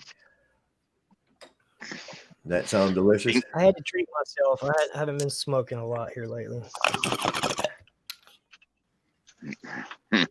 What are you smoking, Mr. B? I just smoke Marlboro cigarettes. I don't smoke any of the wacky tobacco. What? Infidel. Yeah, you know something, buddy? I can't. It's against DOT law. I mean, I might own my own truck, but I can get. All you have to do is go in for a DOT and have a cop go do a snip, and by law he can hand me I've actually been pulled out of a truck because and when I say I haul anything, I haul anything. I had a truck full of marijuana, medical marijuana, so to speak. Do you haul ass? Nope, I don't haul ass. I do the speed limit. Yeah, but what are you carrying, man? What kind of illicit Are you one of those truckers that when I pull up next to you and do the honk symbol, do you honk or do you just ignore it? I ignore it. It's illegal. It can actually cause an accident. Some people. No, I ignore it. We can't be friends, man. We used to do that on the bus. We'd be going on a field trip somewhere. We'd do that with a semi. Yeah. But think about it. There's so many semis on the fucking roads now as to when I was in school. that shit, man. Yeah. I mean, I when I drive over here on I-81, it ain't nothing but these fucking trucks, and they don't fucking care about shit. Have They you ever don't. had two trucks box you in, Sovereign? Like on Yeah. purpose? Yep. That shit sucks, man. It's scary. Shit, man. I was scared, but I held my own. The reason why I won't do it, it's illegal. The cops know it, and they love giving us tickets. So it's not, you don't want to give them ammunition. I'd say I was beeping at a squirrel. Yeah, it don't work that way. And then you walk right into court and you say, "Suck my dick, Your Honor." I don't think. Yeah, it might work for you to drive down the road in the truck, but for someone like me, it wouldn't work that. But I will say this: I had a cop. I was driving down, like I said, I got pulled over, and I was hauling medical marijuana. Cop said, I smelled weed. I says, yeah, it's in the trailer. Can you? He wanted to open up the trailer, and I said, you can't. Do you have a court order? A warrant. He said, no. Then you ain't opening up my trailer. So in this retaliation, he made me stay. He followed me up. He said, there's a rest area 2 miles up. Go up, pull in there. I pull in there. They put me in the back end of the cop car. No, they didn't handcuff me. Took me into a drug place and said, piss in the cup. I had no choice. I pissed in the cup. That's petty. And then they took blood. Then they took necessary, like, you know. Yeah, but see, my hands justify that shit. My hands are tied. Did this really happen, or are you making up a story? No, I believe this. Like, this sounds like no. They don't like it when you tell them stuff like that. He wanted me to open the trailer, and I said, "Where's your warrant? I cannot legally open it. I don't own." He said, "Then what?" I said, "It says on the paperwork, marijuana." Well, and he said, "But I can smell." Well, of course you're going to smell it. It's a 53-foot trailer full of marijuana. You're going to smell it. We got the Pulitzer Prize here. You got a overachieving man of the year. He knows what he's talking about. And they took me and they made me go take a piss test, and they drew blood. And guess what? They took a hair follicle test. They took me back to the car because they didn't find anything with the piss test. 3 days later, I get a call from the drug lab. You're clean. No shit. But because they check you for everything. You know, that's what they do. For that stuff that don't show up in your blood and pee, you know. And when he pulled me over, he kept saying, my name is Corporal, blah, blah, blah, whatever. I said, and I called him officer. He said, that's Corporal. And Sergeant I said, I called him, okay, Barney. And that's another reason why I pissed him off. He said, I said, Corporal. Okay, Barney. I said, you work for me. And then I said, and then when he asked why it smells like marijuana, because I'm hauling marijuana. And he screamed. I said, well, I'll just get out a bullhorn right here in the middle of the highway and scream I'm hauling marijuana. Because, hey, what if he would have pulled you over and said the truck smelled like ass? Just telling you were hauling ass, huh? Yeah, I was hauling ass. No. If he said it smelled like ass, I said probably because I just got done fucking your wife in the bunk. Oh my god. You wouldn't do it. Why not? If you piss me off, I can be an asshole if you piss me off enough. Yes, I can. Yeah, that's the way some of these guys over here need to be talked to, man. Like, they're not used to being told no. It's like people are so scared because they know what they've done and what they're capable of. So they just, you know, and I had a barber tell me while I was getting my hair cut. I mean, I just pay the ticket and move on. If I was, you know, guilty or not, man, if there's petty enough to make up some lie, then just pay the ticket, man. You're not going to win. I said, see, that's the problem. You're the fucking problem, dude. I'm surprised. But seriously, though, I mean, I get loads that pay me a good wage, and when someone when you get on a load board and it said medical marijuana from a university to a medical a marijuana pot farm, basically it was going from a marijuana pot farm to a university to be tested, and they're paying me $8,000 to drive 300 miles. I'll do that all day. Oh my god. And a matter of fact, what was stupid when they took me for a drug test, they had to have 2 cops watch my truck. What state Because was it in? New York. Okay. So, Mr. B, I kind of want to meet you, dude. You sound like, I don't know, man. I don't know if we'd agree on a lot of things, but I guarantee you we'd get along. I mean, like but I mean, but now the cop, and I asked for a warrant to open that trailer. I said I can't legally open that trailer. Once the company puts that, my place I pick up puts that seal on it, I can't open it. I don't want to open it.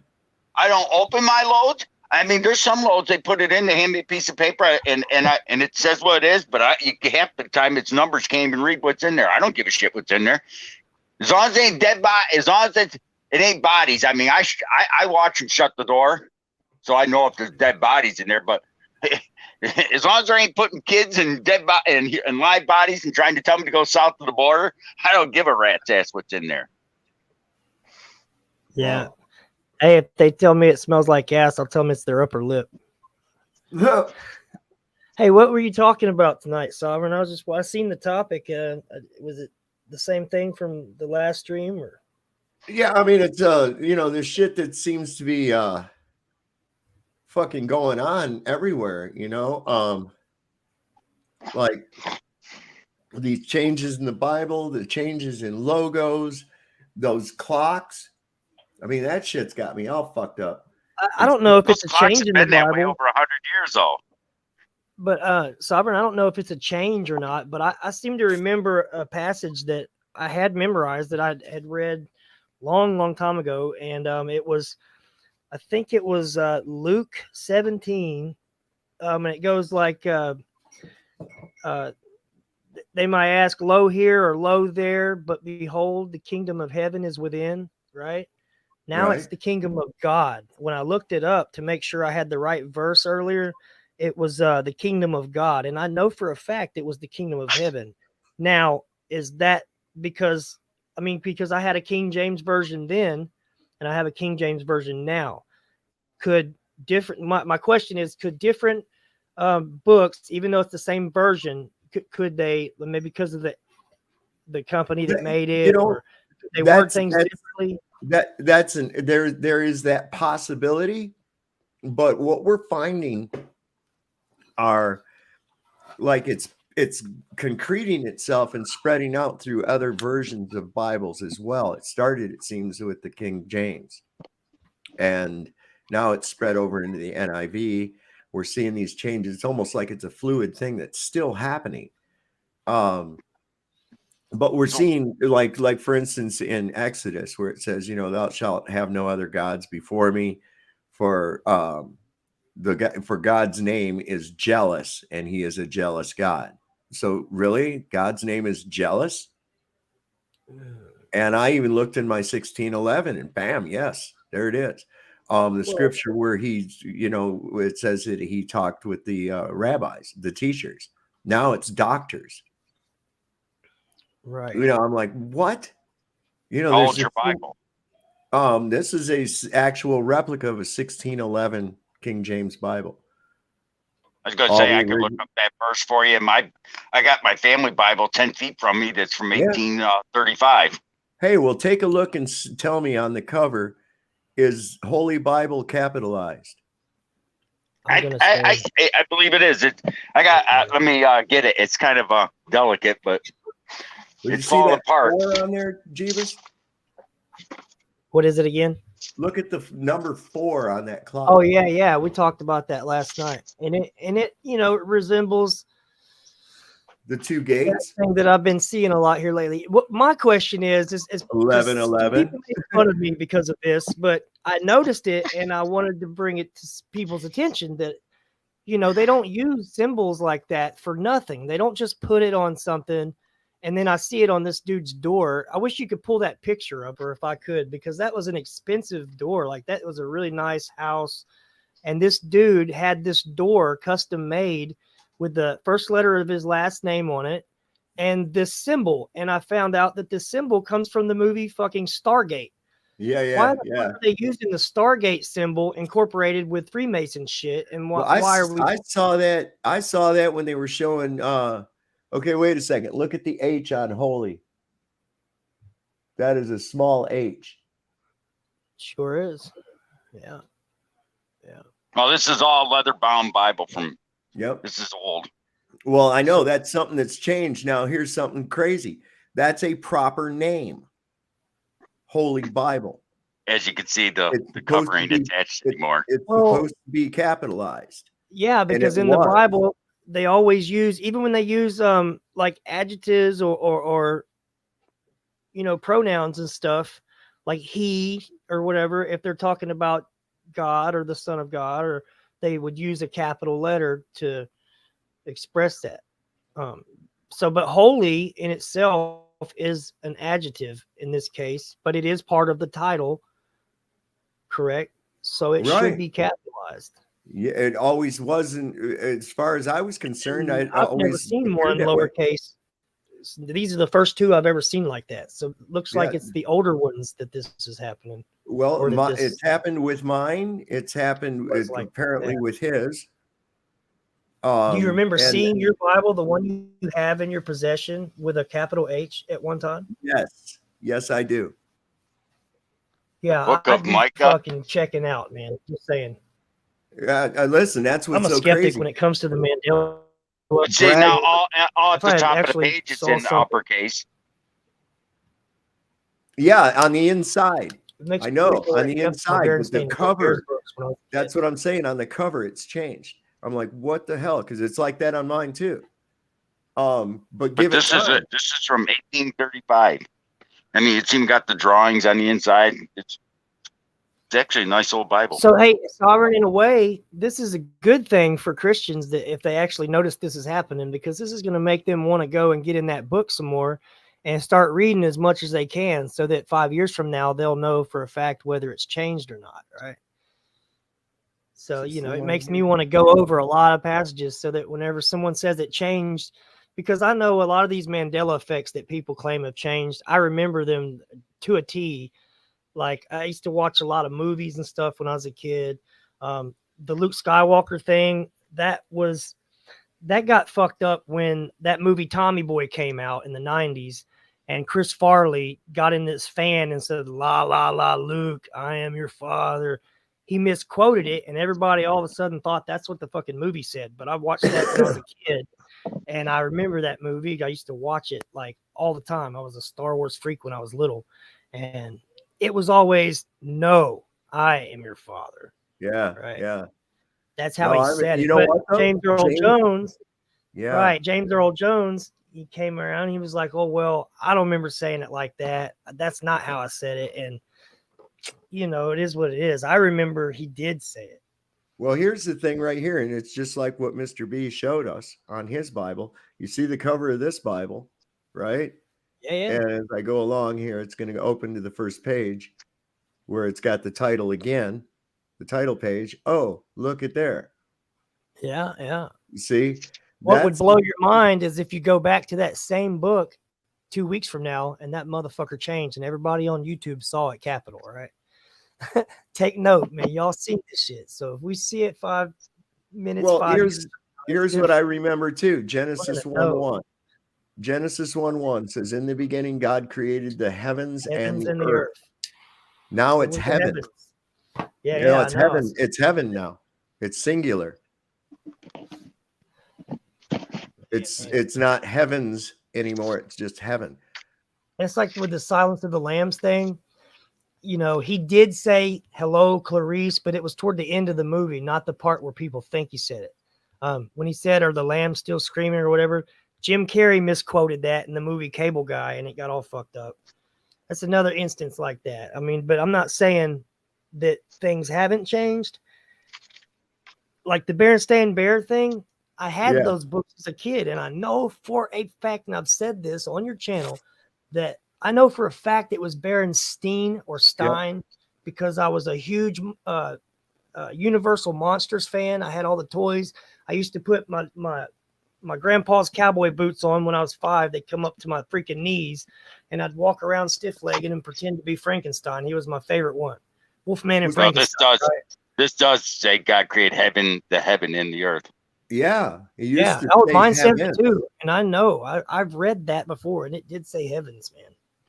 Now, here's Yeah, one. but you know, So you can't really forget it. See if you can pull up Genesis 12:16. This is interesting here too, where it says that and this is interesting. OTW says he has the same memory of the Star Wars line as Tim does. Yeah, and I'm right. like, that's what's remarkable about this is because it's not altogether everything for everybody. Some things I'm like, no, I remember it this way. So it's more like the melding together of two timelines. The people you need to ask are the diehard Star Wars fans that have seen that movie a billion I know, times, I have. like me, right? So My I can tell you son, that the Luke listen, thing, my other son Corey is a Star Wars fucking maniac, right? And do you think it's it's blowed changed? his mind. It's blowed his Really? mind. Yeah.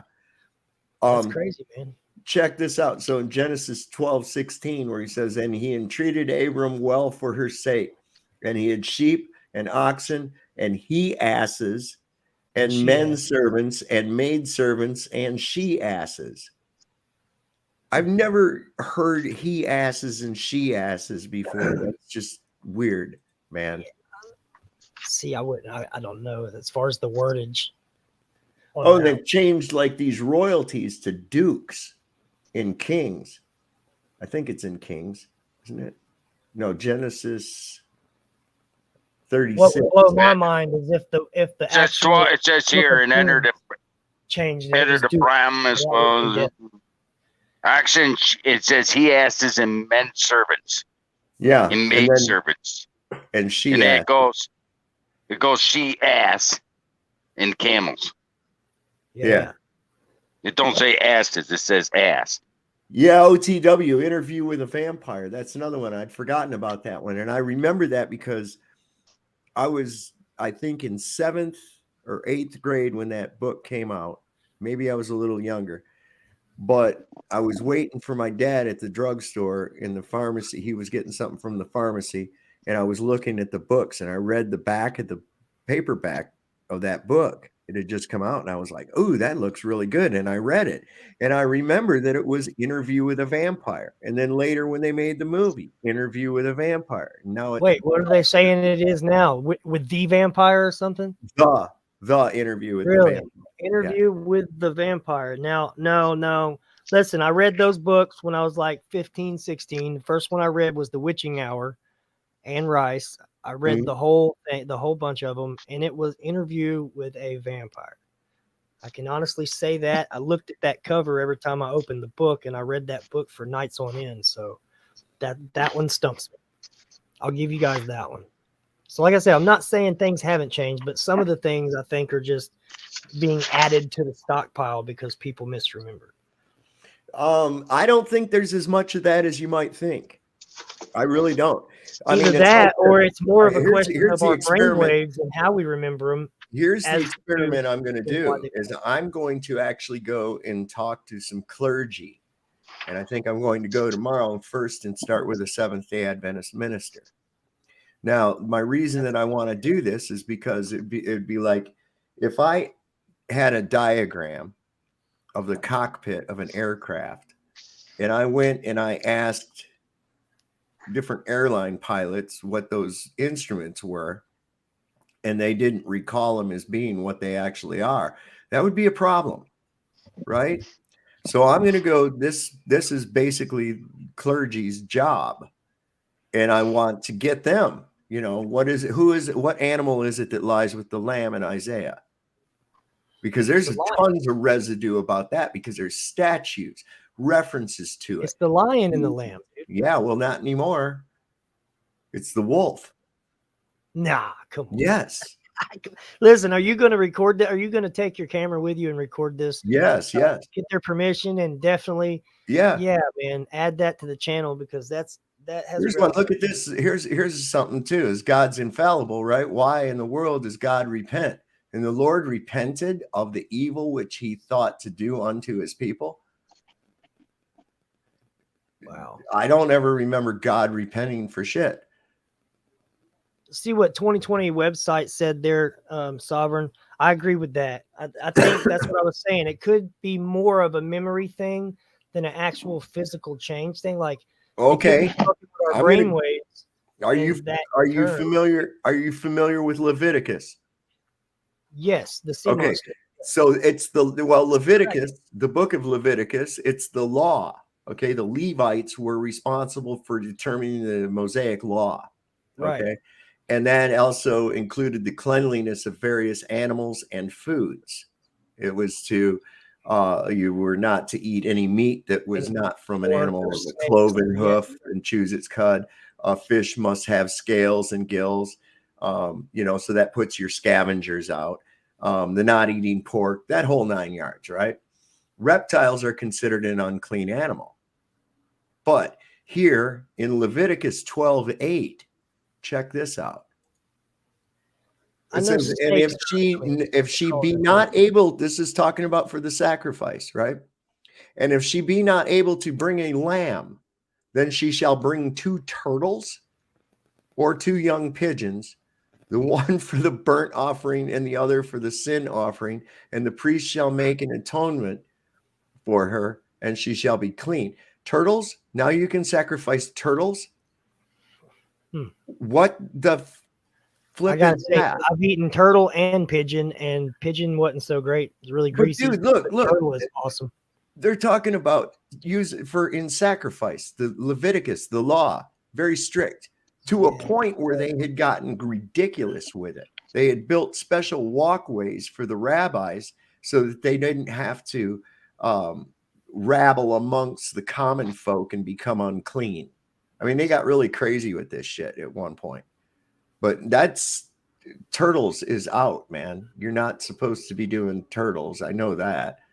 I know snakes for sure because they crawl on their bellies. But then again, turtles do have shells that separate their bellies from I guess the shell would be their belly, huh? They kind of do. Okay, here's one. Cozy on their bellies. Check this one out. All right. So we find here, let me see what verses is Numbers 23:22. Okay.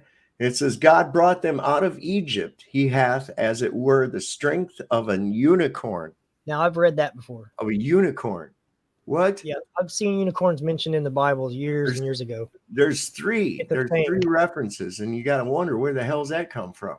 This is interesting. To the point where I saw a documentary one time where they were talking about that when they talked about unicorns in the Bible, that they may have been talking about narwhals or something like that.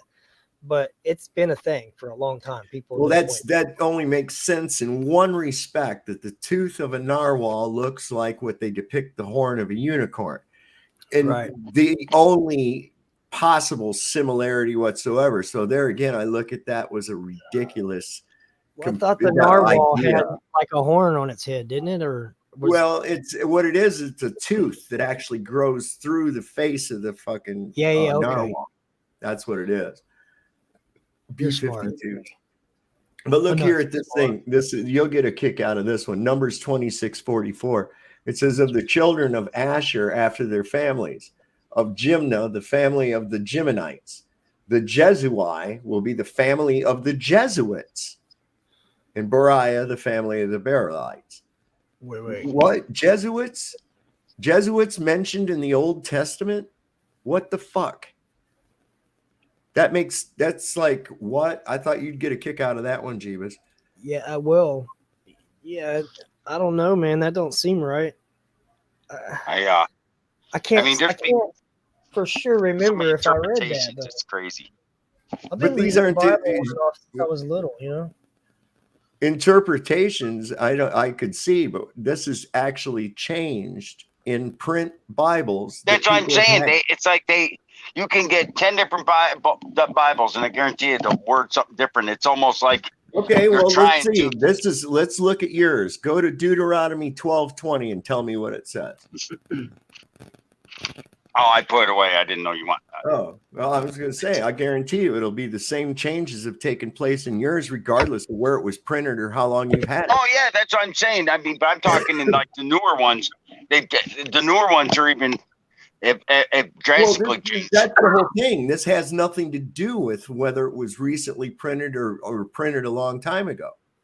That's the point. That's what's so crazy about this, is because Bibles that people have had on their shelves that know for certain what a passage is, go back and look and find out that it is mysteriously changed within That's the Bible. what I mean. I got a Bible from my Bible when I was a kid, because my father used to make us go to church, and it was called a Young Reader's Bible, and it was totally different from the old family Bible that I got here.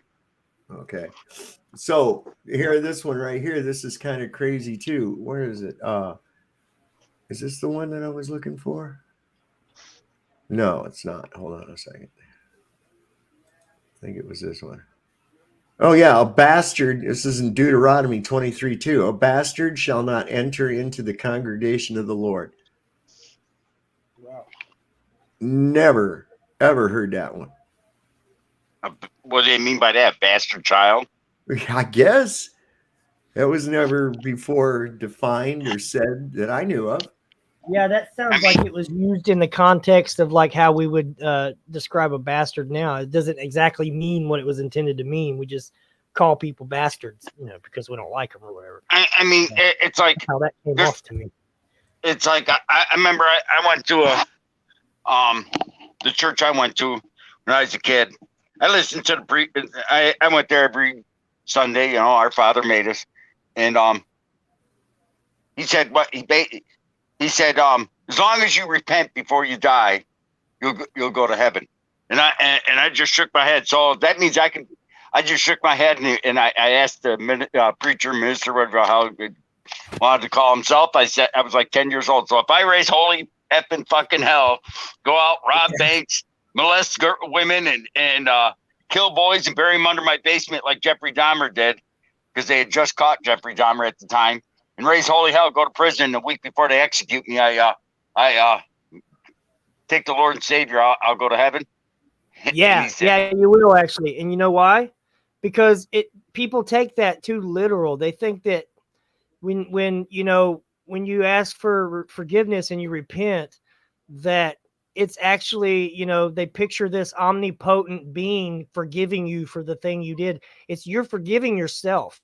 When you actually look inward and repent on something and you're actually sorry for doing it, then it's not just saying you're sorry. You actually are. You actually went inward and did that. I tell people this all the time, and I know you're not probably going to try it, but I know Sovereign knows what I'm talking about. If you want to meet God, go in a dark room, complete silence, take you 5 grams of dried mushrooms. You'll meet God. I promise you.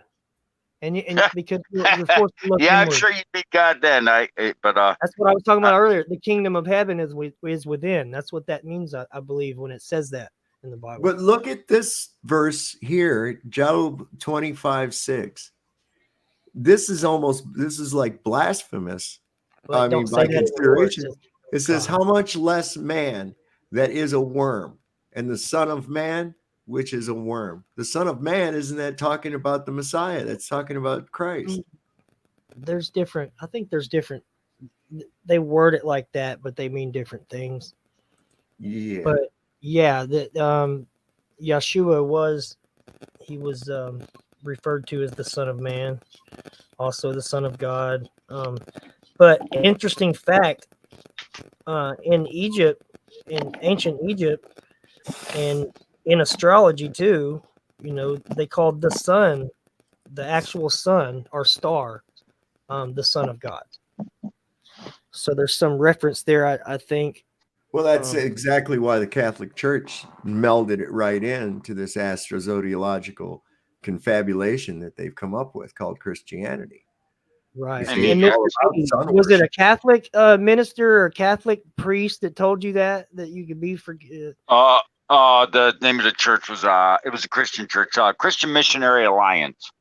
As far as I've ever been told by any preacher or any minister that knew, that was really knowledgeable. The only real sin is, I think, that you can't be forgiven for it's blasphemy. It's going around and campaigning against God and the word and saying that God don't exist and telling people shit like that.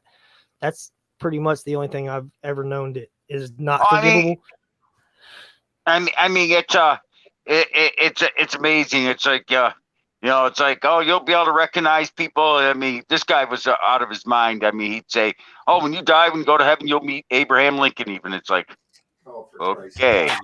Yeah, that's like somebody telling you Santa Claus is going to come down the chimney. I think he didn't take you very seriously. How in the hell would a war criminal, evil son of a bitch like Abraham Lincoln ever make it to heaven in the first place? Mr. B, he thought he was talking to a normal 10-year-old, that sits around picking his nose, and he didn't know. I mean, I was laughing my ass off, but I mean, hey, he said, I mean, hey, some people could say the same thing. It's like Jeffrey Dahmer. He says, if Jeffrey Dahmer repents, you'll meet him up there too. I said, I doubt it. Well, you got to think, would a person like that actually repent, or would he just sit at the Bible table? Supposedly he did repent, but Well, I mean, check it out. I saw a lot of child molesters and rapists when I was in prison, and they all sat at the same table, and they all sat with their Bibles, and they all sat in a circle. And I think that it was more of a we're just appearing to be religious, so nobody fucking kills us and takes our food. That's what's kind of interesting, though. I actually round table of the League of Extraordinary Chomos. I actually think it's funny that I made a comment because I used to go to this I used to help out in this group therapy for these homeless people that got off the streets, that got away from drugs and tried to get, and they were just to try and keep them on the straight and narrow, so to speak, try and keep them from going back to the heavy drugs and go and fall. And the subject of Jeffrey Dahmer came up, and they said one guy says, if I went to heaven and I saw Jeffrey Dahmer there, I mean, you can't re-kill somebody that's already dead, but you'd want to, because we'd ask him what, but I said, I got thrown out of the group because I made a comment on Jeffrey Dahmer. I said, something, society in a way created that man. You know what I think, and this is way off subject, and I'm sorry to interrupt you again, but I think Jeffrey Dahmer did not repent truly, because I think the reason why he was killed in prison was because some guy couldn't stand him sitting there making little people out of his bread and like pulling the arms off and eating them and saying yummy and shit like that. He was thinking about, listen, the first thing Jeffrey Dahmer would do if you let him out of prison is the only thing he knows. He's going to follow his instincts, and he's not, he's going to kill somebody. He's going to mutilate him, do what he did. That's what the fuck he was. Well, he didn't mutilate him. He just choked him out. He had sex with him and then mutilated. And then buried him. He didn't mutilate him. Yeah, he did. He mutilated him and put him in vats of acid in his apartment. He ate him. No, that is not Jeffrey Dahmer. You're thinking of Dahmer. No, I'm not Dahmer. I'm thinking excuse me. John Wayne Gacy is who I'm thinking of. Wayne Gacy. Yeah. John Wayne Gacy. John Wayne Gacy is who I was thinking of. Excuse me. Now Gacy, I don't know, man. Gacy himself. Sexually motivated. Why are we talking about serial killers? Yeah. I was trying to get off of that, but I've just made the point that society created those men. I mean him. That's all. But Sovereign, listen, this is what I was getting at, man. When a demon leaves, it's like with a drug addict. When you quit doing drugs, right, and you go back to it, you don't go back to where you were when you left off. You go back to where you would have been if you never would have quit. It's like in the Bible when it says, when a demon leaves your house, right, and you clean your house, it comes back with 7 more and fucks it up. It's the same. That's the analogy. That's kind of how I took it. So way off subject. 2020 website said to look up Isaiah 27:12, and it says, and it shall come to pass in that day, I took a picture of it and put it up here, that the Lord shall beat off from the channel of the river unto the fire To the cream. Something of Egypt. See, It's like Old it says English the is hard because you got these letters that are fucked up. And ye shall be gathered one by one, O ye children of Israel. What is this beating off thing about? Is that what you were talking about? Shall beat off from the channel. Yeah, that's what it says. So they put E's on things that don't have E's on them anymore. So I think that's stream of Egypt. Yeah, well, see, that's the thing. Like Like me and he, those are double E sound. But see, there's a lot to this. Look at the way the Lord is spelled. Look at there's meaning in those letters. You see? Yeah. Capital. You know, and you look at they're picturesque. They're pictographs, is what you're looking at. Those are pictographs. But man, there's so many of these changes in here that are just blowing my mind and beating off, huh? That's crazy. Hey, he's got to repopulate somehow. Well, does he say, "Oh God," when he comes? I mean, I know that's probably a blasphemous thing to ask. What does he say? You know? No, I mean, but I don't know. It's that's the only thing. I mean, that's why I always laughed at the minister when I was in church. I mean, he thinks I'm gonna be able to recognize anybody. I says, you know something? The only one I want to see when I die is my family. I don't care about the rest. Look, read this one. It says, by thee have I been holden up from the womb. Thou art he that took me out of my mother's bowels. My praise shall be continually of thee. Took out of your mother's bowels? So your mother shit you out. I mean, some of this stuff. Where's that one where they talk about the women grinding on each other? Okay. Oh yeah, the scissoring. Yeah, it's talking about women tribling. I guess they call it. I don't know what they call it. I don't want to know. It says, but my horn shalt thou. Let's see, what's it say? But my horn shalt thou exalt like the horn of a unicorn. I shall be anointed with fresh oil, like the horn of a unicorn. There again, fucking unicorns. Once again, what's next? Sure What's next? They're gonna have leprechauns. They're gonna put fucking leprechauns in here on me. I don't know. You got a leprechaun look to you a little bit, you know. Let's see. Oh, here you go. This is kind of right.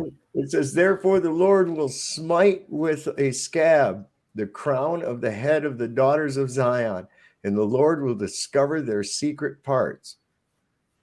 Ooh. The chains and the bracelets and the mufflers. Mufflers? In Bible times, mufflers. And I'm not talking about like on a car. That's like one of those little fur things like women carry to put their hands in. Mm-hmm. Or maybe a thing up around your neck. They call that a muffler. What the hell? Nowadays they do. Something that covers your mouth, like keeps you from talking. Okay. Yeah. This is crazy too. Isaiah 8:18. And I think that number is very, very significant. Look at that number, 818, 818. It says, and it shall come to pass in that day that the Lord shall hiss for the fly that is in the uttermost part of the rivers of Egypt, and for the bee that is in the land of Assyria. He's going to hiss. Sounds like a snake. The Lord is going to hiss? Like, you mean like a snake? This doesn't make any sense.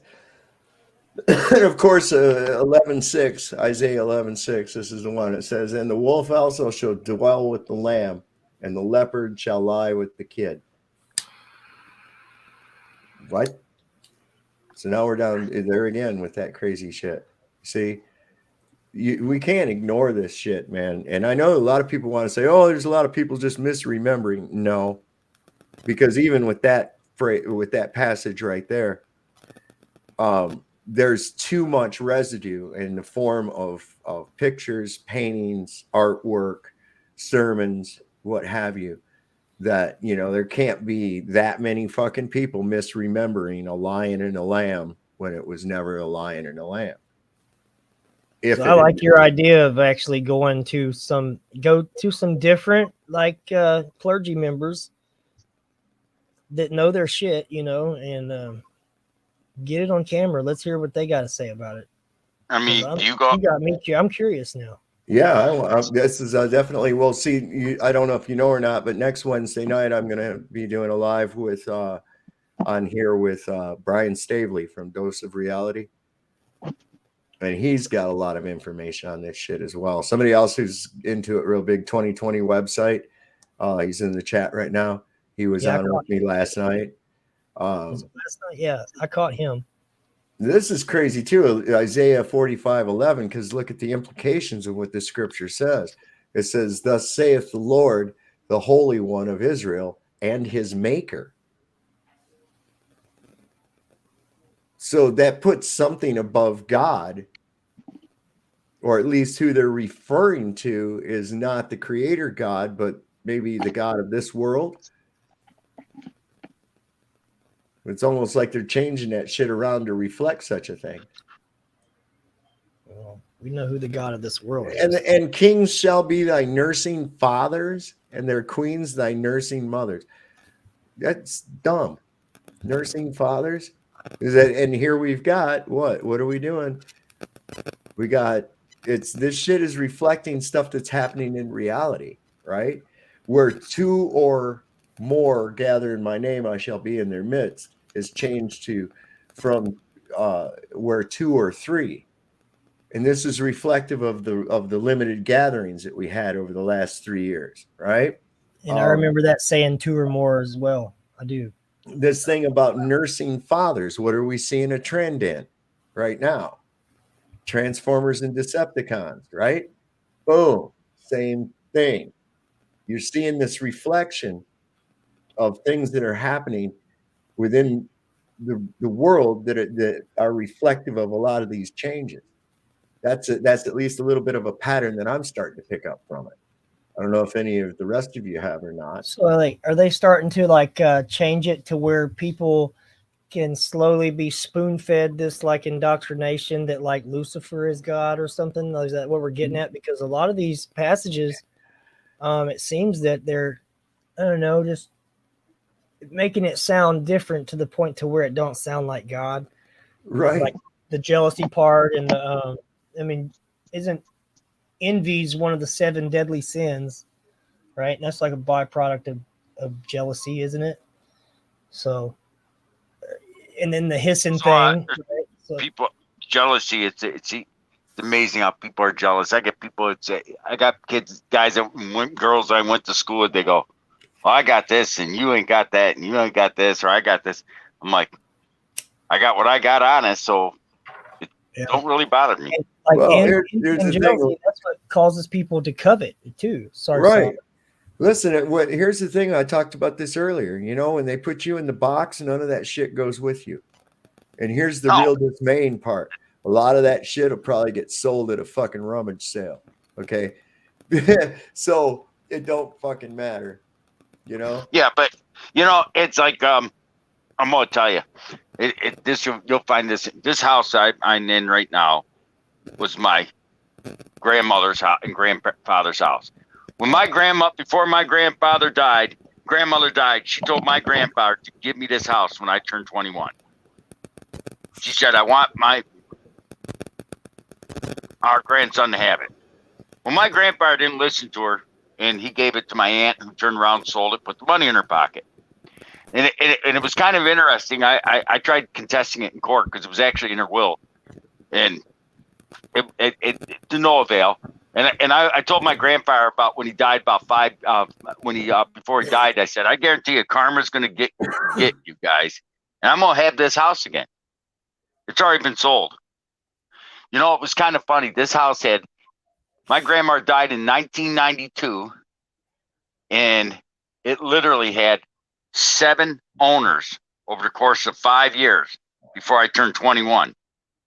And all of a sudden it went up. They lost it. The bank the roof was bad on it, and the bank abandoned it, went to tax foreclosure, and I went down to county and bid on it, and I was the only one that bid on this house. People are almost afraid. If I bid $2,000 and got this house, and when I got the house, I got a contractor, put a new roof on it, and sided it. But it's just amazing. They and when I went down and showed my grandfather the deeds of this house, he couldn't believe that I got it so cheap. He could. I said, well. So back to these Bible changes and shit. I don't know what that has to do with what we were talking about. No, I'm just saying that. I mean, it does. I mean, as far as people don't. There's some parts of the Bible that say that you don't move on until because you have unfinished business or something. There's okay, cool. Basically, what we're kind of looking at those things that have changed that we know for a verifiable fact were different, or that just even sound silly, such as in Jeremiah 24:2 here, where it talks about these figs. It says one basket had very good figs, even like the figs that are first ripe, and the other basket had very naughty figs, which could not be eaten. They were so bad. They were naughty. How does the fuck does a fig be naughty? Any ideas on that one? It's almost like an AI tried to use synonyms, like change words, but use something that's kind of synonymous with it. But that's exactly what I was about to say, man. I was about to say it sounds like somebody who don't understand the human condition. Like they understand the words, but they don't. They don't know how to apply them in certain places because they don't know that it sounds weird, what I mean? Right. How do like like a robot, like AI. Like a robot would say it, it's obvious they're trying to change the words based on what's happening in the world now. Well, have you seen these art renditions that AI do? Yeah. Go ahead, man. Listen, that shit's the devil. I'm telling you right now, it's not an AI, it's demons, man. I'm convinced of it. This Natasha Jones here said that it sounds like they're designing a world Bible. But see, how do you do that with Bibles that are already in existence? That's the thing. It's not like these are changes in brand new Bibles just coming off the print. These are in all. So what do you think it is? I mean, what do you think it is? The government's having these little gremlins and coming in and changing our Bibles while we sleep? Well, of course not. That would be ridiculous. I think it has more to do with our minds and how we remember them and how we, our memory. It's the light. You know what I mean? Like, it's kind of hard to explain. I know, Sovereign. I know you know what I'm saying, right? Yeah, it's proving that. Here's my whole thing: is that what we deem as reality is nothing more than our interpretation of electromagnetic signals. Exactly. Through our 5 senses actually 6. All right. So we interpret all of this into this cohesive reality that we're interacting with. So one of two things seems to me to have happened. That somebody has either changed the fucking electromagnetic signal that we're interpreting, or some of us have had our fucking interpreter fucked with. But it seems to me, I don't know which is it. There again, is it a chicken and an egg thing? Is it certain people are affected by it while others aren't? In other words, has the information field changed, or has our perception of the information field changed? I think it's our perception. It's not everybody. It's not everybody that recognizes these changes, though. That's what's funny. And like me, I recognize some, and others I don't. Like I remember them the way I remember them, and that's the way they're saying that it's always been. Like I said, I think that it could be happening, and it leans toward that it actually is. You can't ignore that. There's things that were a certain way, man. You just know. Hold on, what's this 2020 website says? Okay, so this is in 1 Kings 10:2, and she came to Jerusalem with a very great train, with camels that bear spices and very much gold and precious stones. And when she was come to Solomon, she communed with him of all that was in her heart. He's talking about the thing train right there. thing, right? Trains. There's a reference. What has there been news lately? Do you So- remember train? Oh shit. No doubt. That's what I'm saying, man. This shit seems to be reflecting stuff. It's wow. But Yeah. Sovereign, just think of the word train and where it came from and why they named a train a train. Like did the word exist before trains existed, before what we consider trains existed? No, I believe that meant word. I believe that bunch that of word camels was. that were hooked together with ropes. You know I what I mean? believe that. Well, for I believe years, though, but if you remember, for years it wasn't called a train; it was called a railroad. But they didn't really call it a train; they called it I mean, they changed it. That's What the were way you they saying, Sovereign? Okay, changed so here's the thing. Previously it was caravan. Yeah, well, that's what I was gonna say before trains, but I thought that was The caravan. I get it. That's what Now they've I've changed the read word caravan. caravan to train, and like 2020 website said, what's been in the news lately? Now, when did we notice this change? Is this something that you've just come across 2020 website, or this is interesting? This intrigues my interest. Really heavy duty. This isn't where I remember reading the word caravan, though. But I see what you're saying.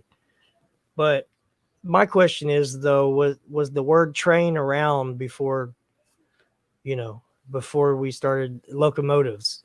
I don't recall ever hearing the word train used. Me neither. I'm gonna be honest. I don't remember. I have heard the veil, the rather long veil that accompanies a bride, that flows behind her, called a train. And a lot of times in royalty, they have this long train on their wedding dress, and they have these people that carry it so it doesn't get soiled and shit. I don't know.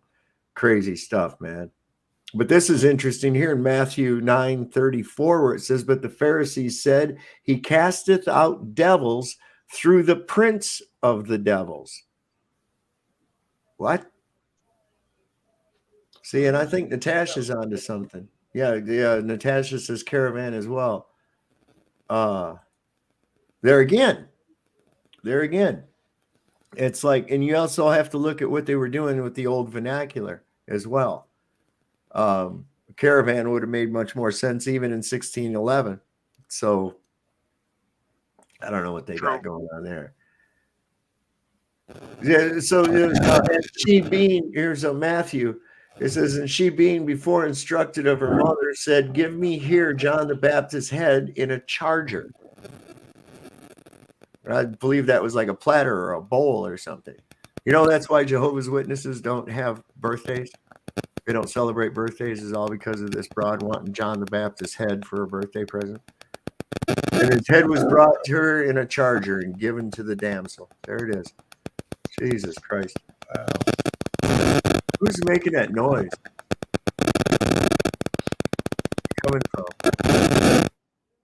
That's coming from Jeebus Crisp, whatever that scratching noise is. I don't know what that is. No idea. Something thumping now. You hear that? There. I hear it. I don't know what that is. So it was coming from my mic, maybe? Yeah, I think so. I don't know. Sounds like you're tapping your finger on your mic. No, I'm tapping my finger on my laptop. Oh, that's what it is. It's not anywhere near my mic. I'm gonna drop off the stream. I'm looking up some stuff here in my Bible now. Now you got me reading my Bible. There's quite a number of them. Let me put this link to this video. It's got a pretty good list of them to get you started. I'll put this in here. Yeah. And give us some stuff to watch, man. We're getting ready to hit the hay. Yeah, I'm getting ready to set it down myself. And say goodnight. I just wanted to pop on here and talk about a few things. We got into some good discussions, I think. Had a good time with Jack Talcott on here. I missed that. I felt like I ran him off, and I wanted to hear. I always like to hear Jack Talcott. He gets a lot of smoke, but man, I checked out his channel. And I like Jack, man. I like the I like stuff he Jack has all right to say. too. And you know, people just want to join with a fucking crowd. One guy screams witch, two people start screaming it with him. Pretty soon everybody's convinced they're a witch and want to burn the motherfucker at the stake and shit. And I see that going on. Listen, I see so much hypocrisy in the message that comes from other places where they talk about, you know, being all high into God and, you know, what's right and truth and shit. And they're so goddamn immersed. And they're not even true to themselves, right? No, they don't even know. I'm not speaking about one person individually. Like I don't go in for the Paul thing because I actually like to hear what Paul has to say. Hey, if I didn't if I didn't have to filter out all the shit, right, it'd probably be worth it. But there's, you know, it's not Paul, it's his panel. That's where I'm at. Like, and sometimes it's Paul. Like he's, you know, I don't like to speak to someone that I have to scream at to get to listen. Like, right, dude, it's chaos. Right. Yeah, I don't need that. Pot calling the kettle black, and I've said that, and they got all pissed at me. And it is what it is. I'm gonna tell the truth regardless. Right. Hurt your feelings, even especially if I like you. You know what I mean? Yeah, you gotta just stick with what's right. You know, what do I want to do? I want to stop doing that. There we go. Yeah, it's just it's 99% perception too. And it's like, you know, they tried to run me in with a couple of motherfuckers over there on Ian's panel earlier. And it's like, I don't even know why you would let that fucking snafu guy even come on. All he does is scream. Entertainment value. Yeah, it's not entertaining though. How many times to them it is? To some little sweaty brown guy with the acne problem yell pogo. For Christ's sake, really get some new material or Camp Cupcake or whatever the fuck it is he's hooked on this loop. You know, it's like, goddamn, get some new material or something, man. You heard me ask him where he was locked up at, right? Because that's a prison term, Sovereign. That Camp Cupcake shit. Yeah. That's what you know, cats on the north side of the prison say about cats that are staying out on the farm that get a little more privilege, or on the medium security where you don't have people getting stabbed every day. They call it Cupcake Camp, right? Oh yeah. The Gladiator Camp is the other. It's just a bunch of stupid shit. I got out of he's institutionalized, probably, man. I got out of being a correction officer because some of the inmates in there would what they did in there, and you just want to shake your head. Yeah. I've seen it all, bro. I've seen every bit of it. Well, I'm talking like the gangbangers. I'm gonna cut her down here. I want to thank Jeebus Chris for coming on, Mr. B. It's been real. It's been fun. We didn't get bombed by a bunch of shit for brains, and we had they're busy bombing somebody else. They'll probably get to this one tomorrow. Whatever. It's probably because it's like there again, you can care or not care, and I don't care. It's what that's trying to make happen is that they're trying to scare people from coming onto your panel. Like the real motherfuckers are going to come up and kick it with you, whether they're being made fun of or not, because who gives a fuck, really? I mean, well, once a person can get around that, giving a shit what other people think based on other people's erroneous assumptions, you know, it's like, I look at it like, you know what, fuck you, I don't care. You know, we're like, going to need a flux capacitor. Yeah. 1.21 kiloflux. We're going to need a flux capacitor. All right, guys.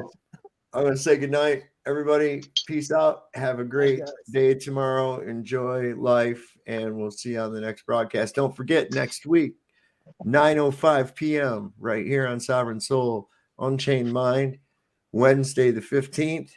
We will be doing a live. I'll have Brian Stavely on here.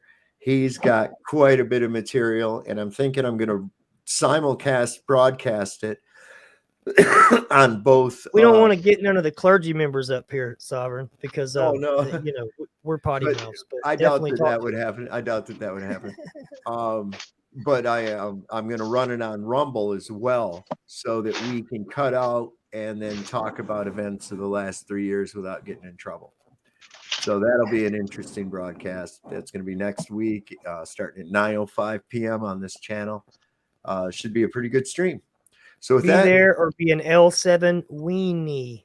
There you go. I like it. So good night, everybody.